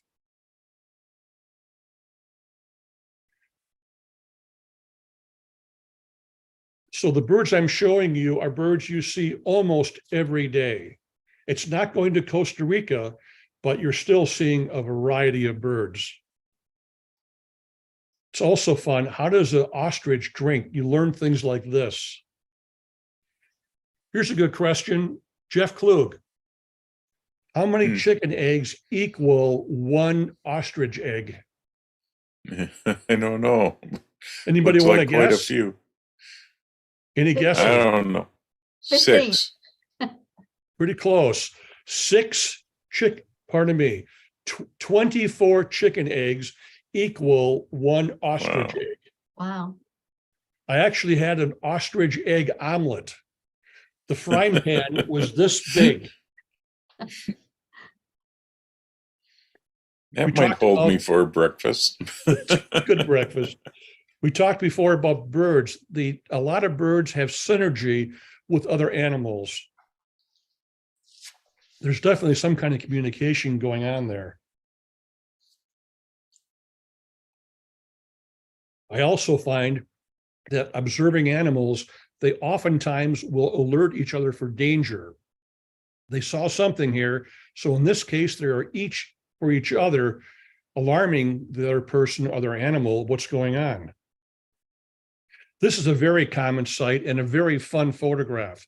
The contrasting black and white stripes with the bird eating the ticks just makes for a very interesting picture, a great conversation piece. Also, the oxpeckers spend a great deal of time on giraffes' necks, and this is something you'll see every single day. If anybody likes flowers, this is called an impala lily. There's a variety of flowers throughout Africa as well. Crocodiles, something you don't want to get very close to, but they are very, very common. Of course, a crocodile is in Africa and an alligator is in America. I learned that crocodiles are one of the only things in the world that don't have a tongue. Kind of an interesting fact. And part of the interest of going to Africa or any place is learning interesting facts like this. This is called a rock monitor, and they are about 6 feet long and fairly common. Of course, it's in the rocks, therefore it's called a rock monitor. Who likes hippos? You gotta like hippos. We give them a great deal of respect. They live in the water all day long, but at night they come out and eat grass. They're basically a vegetarian. And again, we talked about backlight before. We're always looking for that unique shot opportunity. So we knew of a pod of hippos. So we got to an edge of a water early in the morning, hoping to get a backlight of a hippo yawning to get the water dripping down. So we actually planned the shot the night before, knowing we had hippos in the water, knowing the sun was going to be behind the hippos. How about this shot? Those are all mud turtles. And again, we're looking for the interesting photograph. The most common animal you'll see is the impala. This is called a bush buck. You can see all the mud on its horns. One of the more graceful animals is called the sable, the gemsbuck. This is called a klipspringer. And what makes it very unique, take a look at its feet once. Do you see how it's standing? So from a photographer's viewpoint, we're saying, what's unique about this animal? Well, when they stand, they go on their tiptoes. That's their normal way that they walk. So again, makes for a compelling photograph. This is called a steenbuck. It's a very small animal, and you always will see them in pairs, always. But isn't that kind of a fun photograph? A kudu, we talked about a kudu a few minutes ago. Again, the white stripes on its body to help blend in with the nature. This is called a nyala, N-Y-A-L-A, nyala, a beautiful animal. Rhinoceroses are extraordinary to see, but there really is a problem with poaching. I did happen to spend a day with a head game warden who takes care of anti-poaching, and it is a very, very serious problem. The bush people will kill a rhino, and they will get a lifetime of income by one rhino. So from their viewpoint, they can live the rest of their life comfortably if they kill a rhino. So that's the big combat that people are trying to go against, is creating more of a value for these. Are there any black rhinos in that park? There are a few of them, but quite rare. We see more and more rhinos that are being tranquilized and their horns are being cut off. It takes 3 or 4 years for the horns to grow back. But more and more we're seeing that, and I like seeing that. I actually did a TV show once where we were in a helicopter, we darted a rhino, and we stuck a chip into a horn of the rhino, drilled a hole, stuck a chip into it to monitor scientifically where the rhino was going. Interesting looking animal called a warthog, and they're very, very common to see. Just an interesting looking critter. Hakuna Matata. The actual name of a warthog is called Colobi. That's what they call that. We talked about patterns a while ago, and part of the things we do in our photo safari, we'll say the next couple hours, let's really look at patterns of nature, patterns of the trees, patterns of animals. And when you really think about the different variety of patterns, that also makes for very compelling photographs. Here's the elephant. Also, we notice that the eyelashes, as we talked about a minute ago, are much longer in African animals because of the heat and the sun. Cape buffalo, they sort of look at you like you owe them money. And it's a very interesting 2,000-pound animal. I find them pretty interesting to photograph. Again, we have that bird in the back, which is very, very common. Again, a good chance to get a close-up of the eyeballs. Interesting behavior.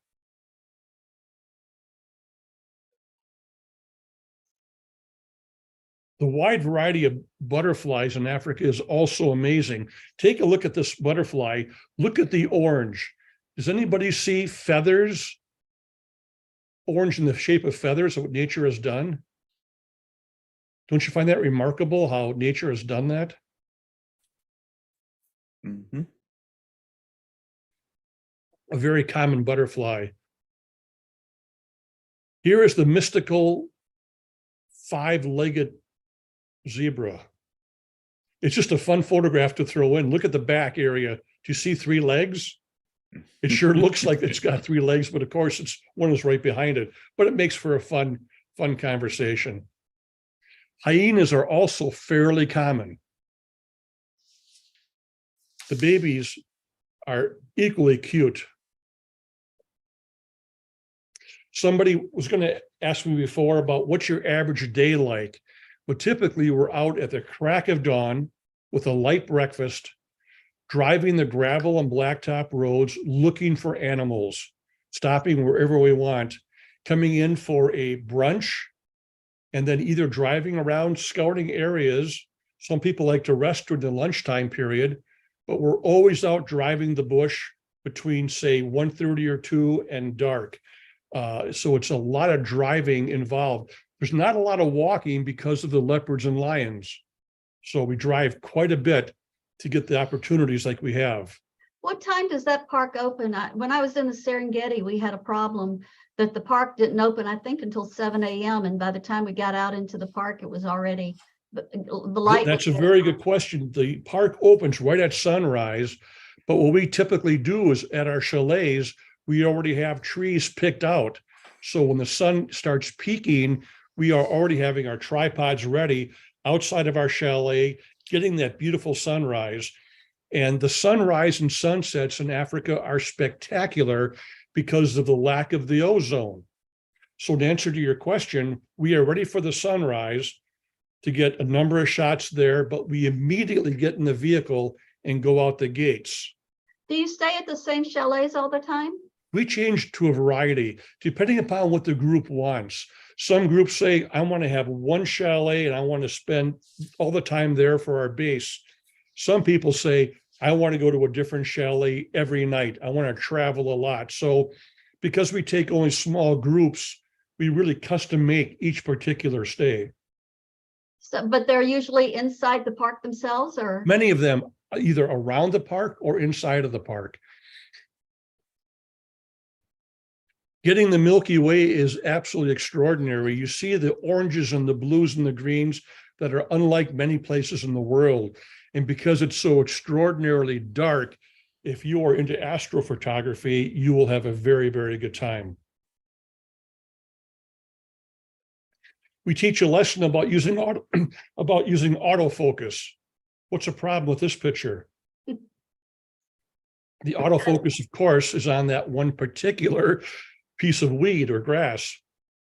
So we talk a lot about being aware of autofocus and manual focus. Another beautiful shot of a kudu. Oftentimes there are rest stops that we can go to where you can get out of the vehicle and you can photograph a variety of things. And if you're a bird photographer, around the trees of these rest areas are always a great deal of birds. This is a civet cat. It's a combination of a raccoon, a leopard, a raccoon tail. It's a variety of animals put into one, and they are just beautiful to look at. They come out at night. Also, something you have an opportunity to do is go spotlighting at night, and you see a thing called a bush baby. Has anybody ever heard of a bush baby? A bush baby is a monkey that will sit in the palm of your hand. It's got eyes the size of a nickel that are bright red, and you only see them at night. And they're so much fun to look at. If you have a morning that's foggy, that's even better. There are some places we can go that are about 4,000 to 5,000 feet in elevation, so you have true mountain scenery. Look at the nice tusk on that particular one of the horn.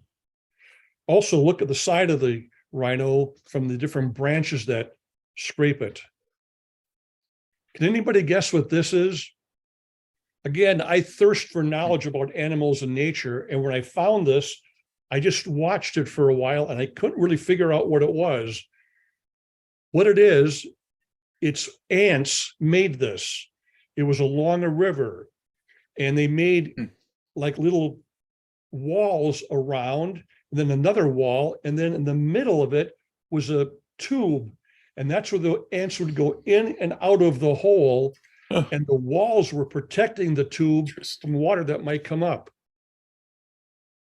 And I find it to be one of the interesting things to learn about nature on trips like this. We talk more about patterns. Here's a African box turtle. You see the hole right in the middle of it? That's where probably a leopard grabbed onto it. The sunrise and sunsets we just talked about a minute ago are spectacular. We walked out of our lodge and this is what we would see most mornings. It's just breathtaking sunrise and sunsets.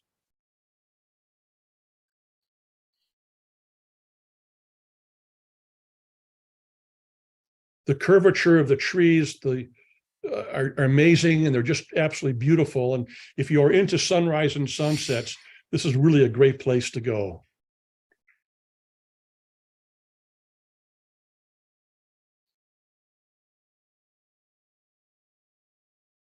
And in closing, one thing we always want to do on our trips is spread good vibes. I found this sign, and I like closing all my talks with this sign. Jeff Klug, would you mind reading that, please? Sure. Enjoy the little things in life, for one day you'll look back and realize they were the big things. Yeah, it's a good, I like that a lot. good sentiment. Yeah. And we always try to have as much fun. And the more you can laugh in safaris, the better your pictures will be. The end.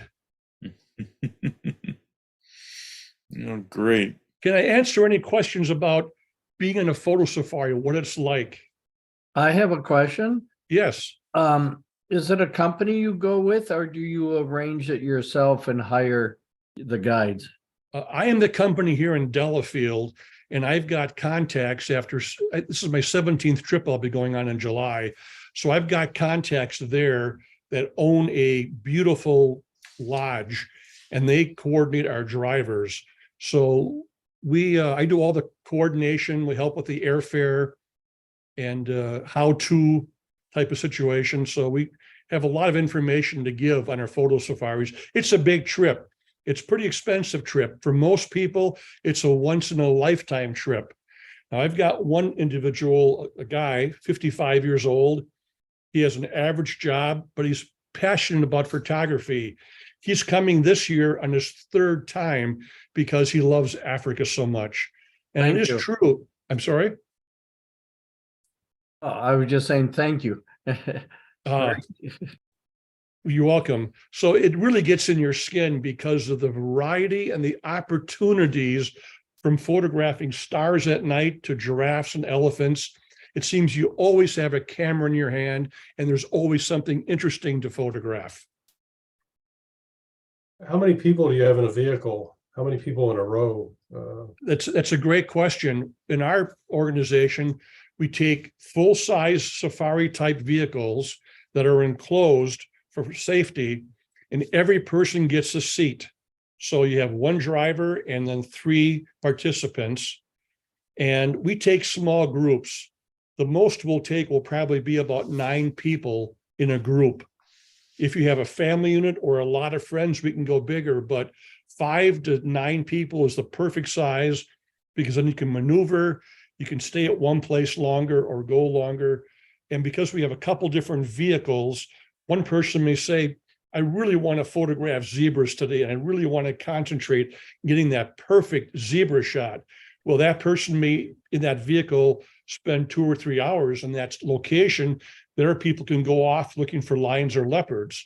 So because we're flexible and every trip is flexible, we try to make it the best experience possible. Anybody else have any Great. questions or Yeah. thoughts? Do Any you other visit any of the- questions? Do you visit any of the tribes? I noticed you don't have any tribal pictures in there anywhere. There are some, we tend to go more for the animals. Well, Most people say it's great to get tribal pictures, and we have done that. One of our favorite villages that we would photograph a couple of years ago disbanded because of COVID. So many people were affected that they just disbanded the entire village. So we don't go there any longer. But most people say, show me the elephants, show me the leopards, show me the zebras. That's what we want to see. But if a person says, I want tribal pictures, we certainly can do that. do the Maasai go that far south? They're more north. More north. So how much do you charge for your typical safaris and how long do they run? We found the magic time to be 8 nights and 9 days. We've had shorter and we've had longer, but that seems to be about the perfect time. Airfare from Milwaukee ranges between $1,700 and $2,200 round trip. The average price of the safari is $97.75 for the trip. That's the retail price, but you guys happen to know somebody who's involved in this, so I can help with that price. Or if you have a group of people, and that's all inclusive. Once you get to Africa, you don't touch your wallet or your purse. It's the complete price, which we find attractive, so you don't have to worry about paying for anything once you're there. The first 2 or 3 days, we tend to stay at the main lodge and go out from there. Afterwards, we're driving quite a bit, so we have all of our meals at the main lodge, and after that, we go to quaint restaurants for the duration of the trip, and you order off the menu whatever you want to order.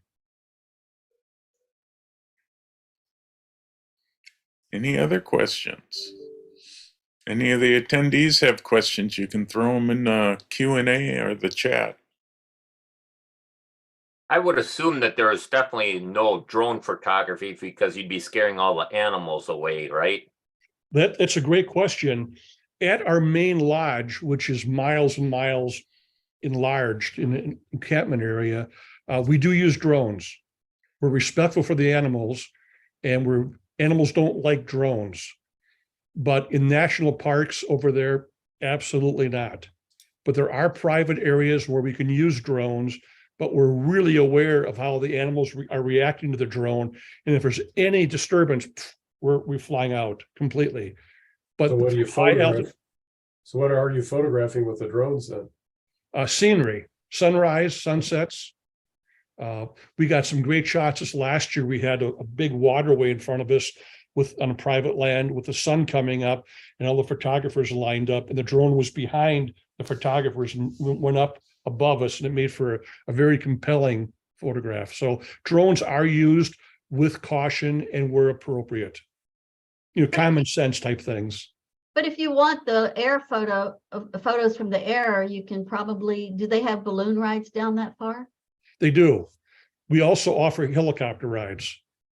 I've done helicopter and also ultralight, which are two totally different experiences. Very interesting, though.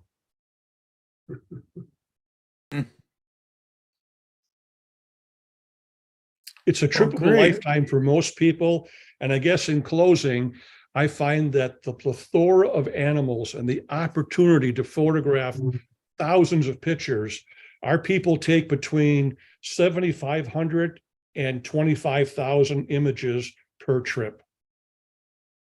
So it's a great opportunity to take a lot of photographs and see animals of your dreams.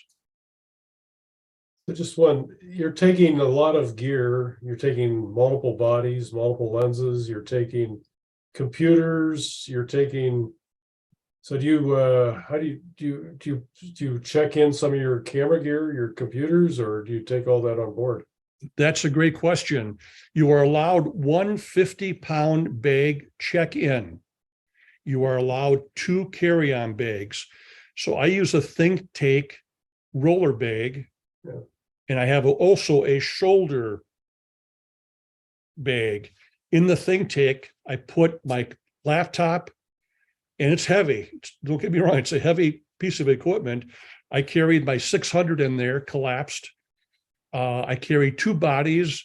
I happen to shoot Z9s. I shot Canon for a long time, but I had to learn Nikon systems. So when I teach over there, I was familiar with both Canon and Nikon. So I have 2 Z9 bodies, duplicate, one with a 600 and one with 100 to 400, but all of it is carried on, and I would never think about checking in camera equipment ever at all. Also, kind of a tip I can give you, if you're at the airport, they will usually say people who need extra time can board first, because I like having the equipment in the overhang right above me. And I talked to the people at the gate and I said, I've got some heavy equipment. Well, that can be qualifying for need extra time. And they said, yes. So with that information, when they say in the announcement, people who need extra time, I then can come up to the front of the line with my camera bag because I do need extra time and find the overhanging bin and get appropriate storage for that. That's a good little tip I can share. So how often do you go every year? I go for once a year, but I go for about a month. So after the clients and guests leave, then I stay there. And I've got some friends who are park rangers, and we actually go camping in the bush along rivers and lakes, which is very interesting, but that's where I get my personal photographs. I also happen to spend about a month a year living in Colorado from mid-September to mid-October, and I live right in the Colorado Rocky Mountains where I photograph elk and get calendar and magazine shots in the San Juan Mountains near Telluride. So a month in Africa and a month in Colorado, and then Delafield is my home base. So I'm very fortunate. Took a lot of work to get to this point, but I'm fortunate. Sounds like a ton of fun. I'm very, very blessed. But when you live in the mountains for a month and you want to get every sunrise and sunset, it is exhausting, actually, especially when you're hiking.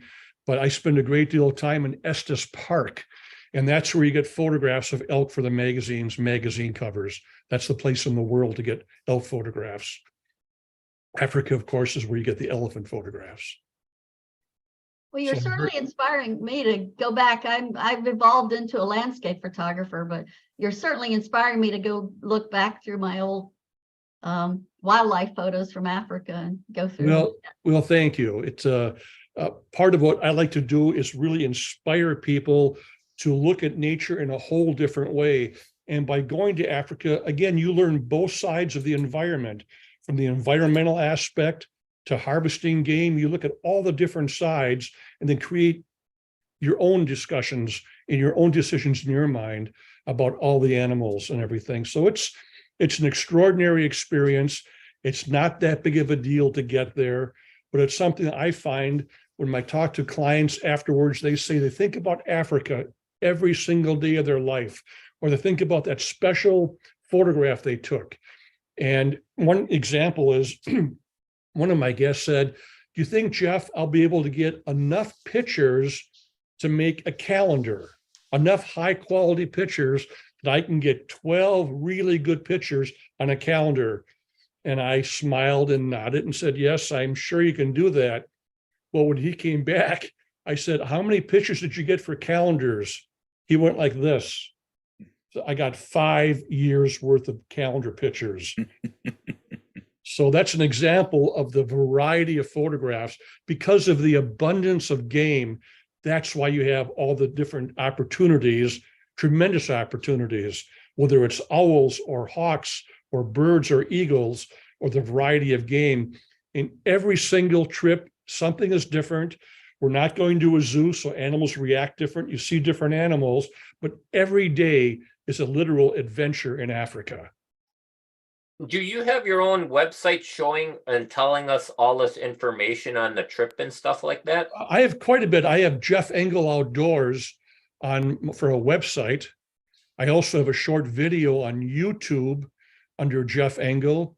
And as Jeff mentioned, I would invite all of you to look at my Instagram page at Jeff Engel Outdoors. And you're welcome to sign up or look at my pictures. And all the pictures there were taken while on safari. Anybody, Well- you guys are asking some very good questions. Anybody else have anything that can possibly answer? Well, just as a comment, it's, I've been blessed. I've been there 4 times and I'm going back again to Botswana in November. So, Okay. it gets in the blood. I mean, the first time I got there, I was tired and went into the first camp, and on the way bumping on the road, I'm thinking, why am I here? And then you get in camp and you begin to see the animals, you hear the animals, Yes. and within 24 hours, I was hooked. So That's good to hear that. Part of the fun for me is at night, just closing your eyes and breathing in the aroma of Africa and listening to these night sounds of the jackals yipping in the background. So it is a complete sensory safari when you're going to Africa. Complete experience. So what Well- is special about the Eastern? I've been all over southern part of Africa, but Okay. I've never been to the eastern side of South Africa. What is special about that area as opposed to all the other parks and The, areas? the variety of animals, I would say, as you could tell, there's just a huge amount of animals and birds that we come across every single day. It's a safe area. So safety, variety, the wonderful accommodations that are throughout the area and the terrain, and from the mountains down to the bushland or the bush country, it has the topography variety extremely varied. So those are some of the reasons why we like to go there. This is Tony again. Hi. My wife and I have been to Kenya and Tanzania, Okay, and Masai Mara and Serengeti and Olduvai Gorge, great, the Ngorongoro crater. sure. In that, that was our favorite African trip. Like I said, South Africa a couple months ago, but just like you say, the variety and Yes. stuff, and how close you can get is just amazing. Right. One thing we do that's very interesting, we go to a place called Blydes Canyon, BLYDE, Blydes Canyon. It is the third deepest gorge in the entire world. The first being the Grand Canyon, then the White Canyon in Namibia, and this is the third deepest gorge. And there's a series of lakes in this gorge. So we take a big flat bottom boat and we cruise the waterways, and it's extraordinary to see the crocodile here or a hippo here or a baboon on the sidewalls. But you take a couple-hour ride in this boat, again, completely different terrain than anything else. You're on a boat in Africa and you're looking at this great looking scenery and geography. So to answer the question about what makes this area different, things like that, going in an extraordinary boat ride in this deep, huge gorge. you know, for people who are interested in South Africa and Kruger especially, you can go on YouTube and do a search on Safari Live. Safari Live has, they do 2 safaris a day, sunrise and sunset. And the guides that they have are really experts, and Good. they cover different areas within South Africa. But so those go for 3 hours each, and you can find those on YouTube. Just search Safari Live, and those are outstanding. I don't know if you're familiar with those, Jeff, but I'm not, but they sound very good. One thing that's very important is that if you go to Africa, make sure you go with a qualified service or tourism place, because you want to have that local accompaniment wherever you go. But your area, it sounds like a great spot for some sunrise and sunsets. And the highlight of the day for us is sunrise and sunsets for many people, because as you can see behind me, this is an average sunrise. That's nothing extraordinary because of the ozone layer. So the opportunity to get photographs of sunrise and sunsets are extraordinary. For going into Africa, are there any certain shots or vaccines you got to take several months before? That's a great question. When you go to South Africa, 0 shots are required, not one. We take a pill called doxycycline. Because we're going in July, the mosquitoes are almost non-existent, but the mosquito could carry malaria. So we take doxycycline. It's 1 pill before you go, 1 pill throughout the trip. It's a very inexpensive pill. The only side effect I know about is you might be a little more sensitive to sun. It's simply a preventative, but no shots of any kind are required to go. Maybe the obvious tetanus shot that you would normally have, but as far as any other shots, not required. When I would go to Botswana or other places, then there was a myriad of shots, but where we go, no shots required. It's a good question.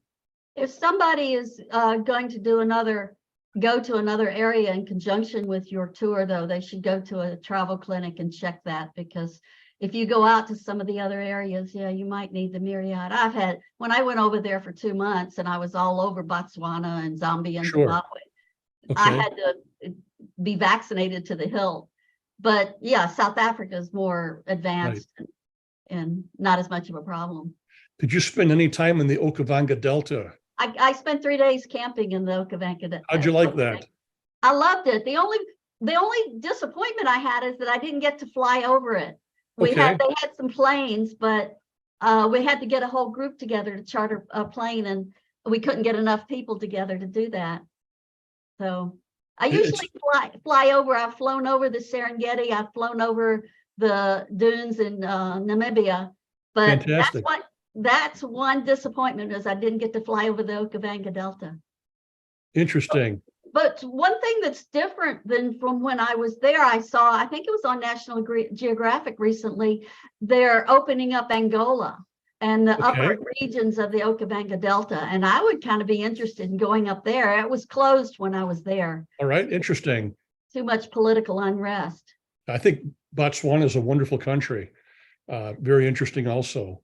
Yeah, variety. They have the Magadi pans we went to, and we visited some of the Bushmen down in the southern part of Botswana. And then You mentioned Bushmen. When we were in the Okavango Delta, the Bushmen, their language is a lot of clicks and clucks. And Yeah. for an American to hear that is what is going on, but they communicate with clicks and clucks, and they have a conversation back and forth. Quite extraordinary.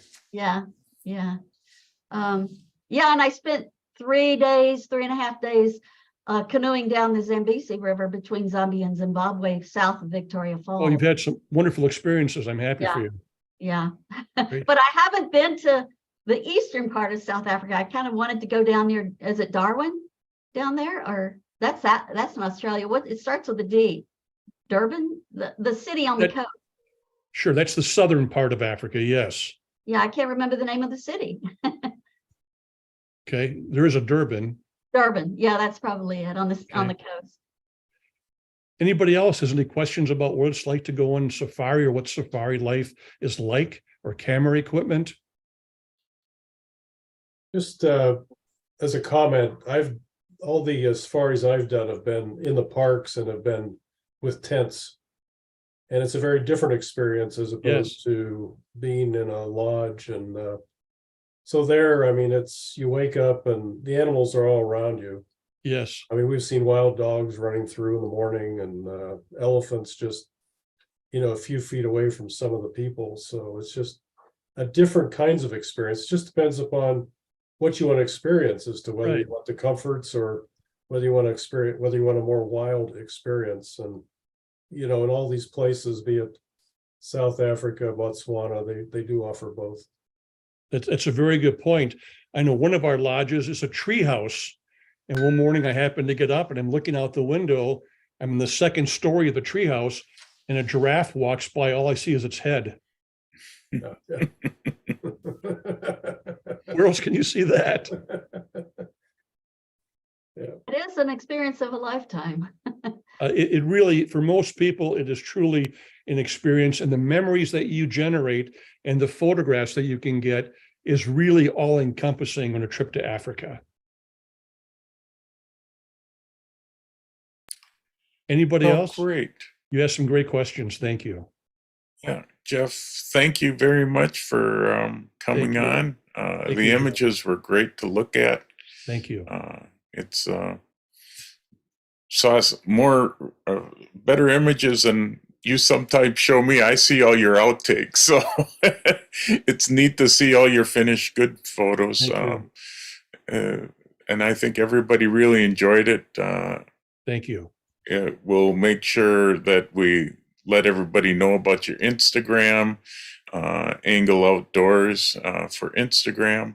And I think it's angleoutdoors.com for his website. So Right. check It'll him be- out. Sure, Jeff Engel Outdoors for all of that. But thank you. I'd invite everybody Yeah. to look at that. That's it. Or if you have any questions about Africa, or you're going somewhere else with a different tour and you have questions, I'm happy to talk to you and give you some viewpoints that I experienced myself.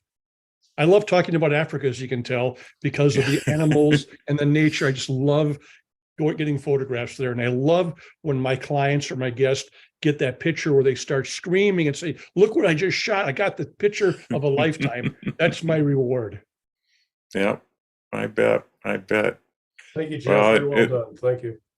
Looks like a neat place. I know, talking with Brian about it all the time, a lot of interesting things. So I really appreciate you coming you. on, Jeff, especially on Memorial Weekend. We still had a good number of people, and I know there's a number of people that said they can't wait to watch it on YouTube when Well, thank you. they get I some was- free time. So I was looking forward to being on your show. In fact, this morning I was up at about 3:45 in the morning. I was in a turkey blind at 4:30 photographing turkey this morning, but I made sure I got back in time for this. But Jeff Klug, I really appreciate being here. Again, you're a very well respected, knowledgeable, and well thought of person in the business, and I appreciate being here. yeah, thank you, Jeff, and I appreciate you coming on. Our Thank whole you. group, we had nice turnout today for the holiday weekend, so Great. it's great to see everybody. We'll wrap it up and say, hope everybody has a good Memorial Weekend, and we'll see you next month. We have, oh darn, I forgot his name. I had it written down too. Lisk is going to talk about how to do photo books on Amazon. So, .com. So great. Hope everybody has a good weekend, and we'll see you next month. Thanks Good, for being here, everybody. I appreciate it.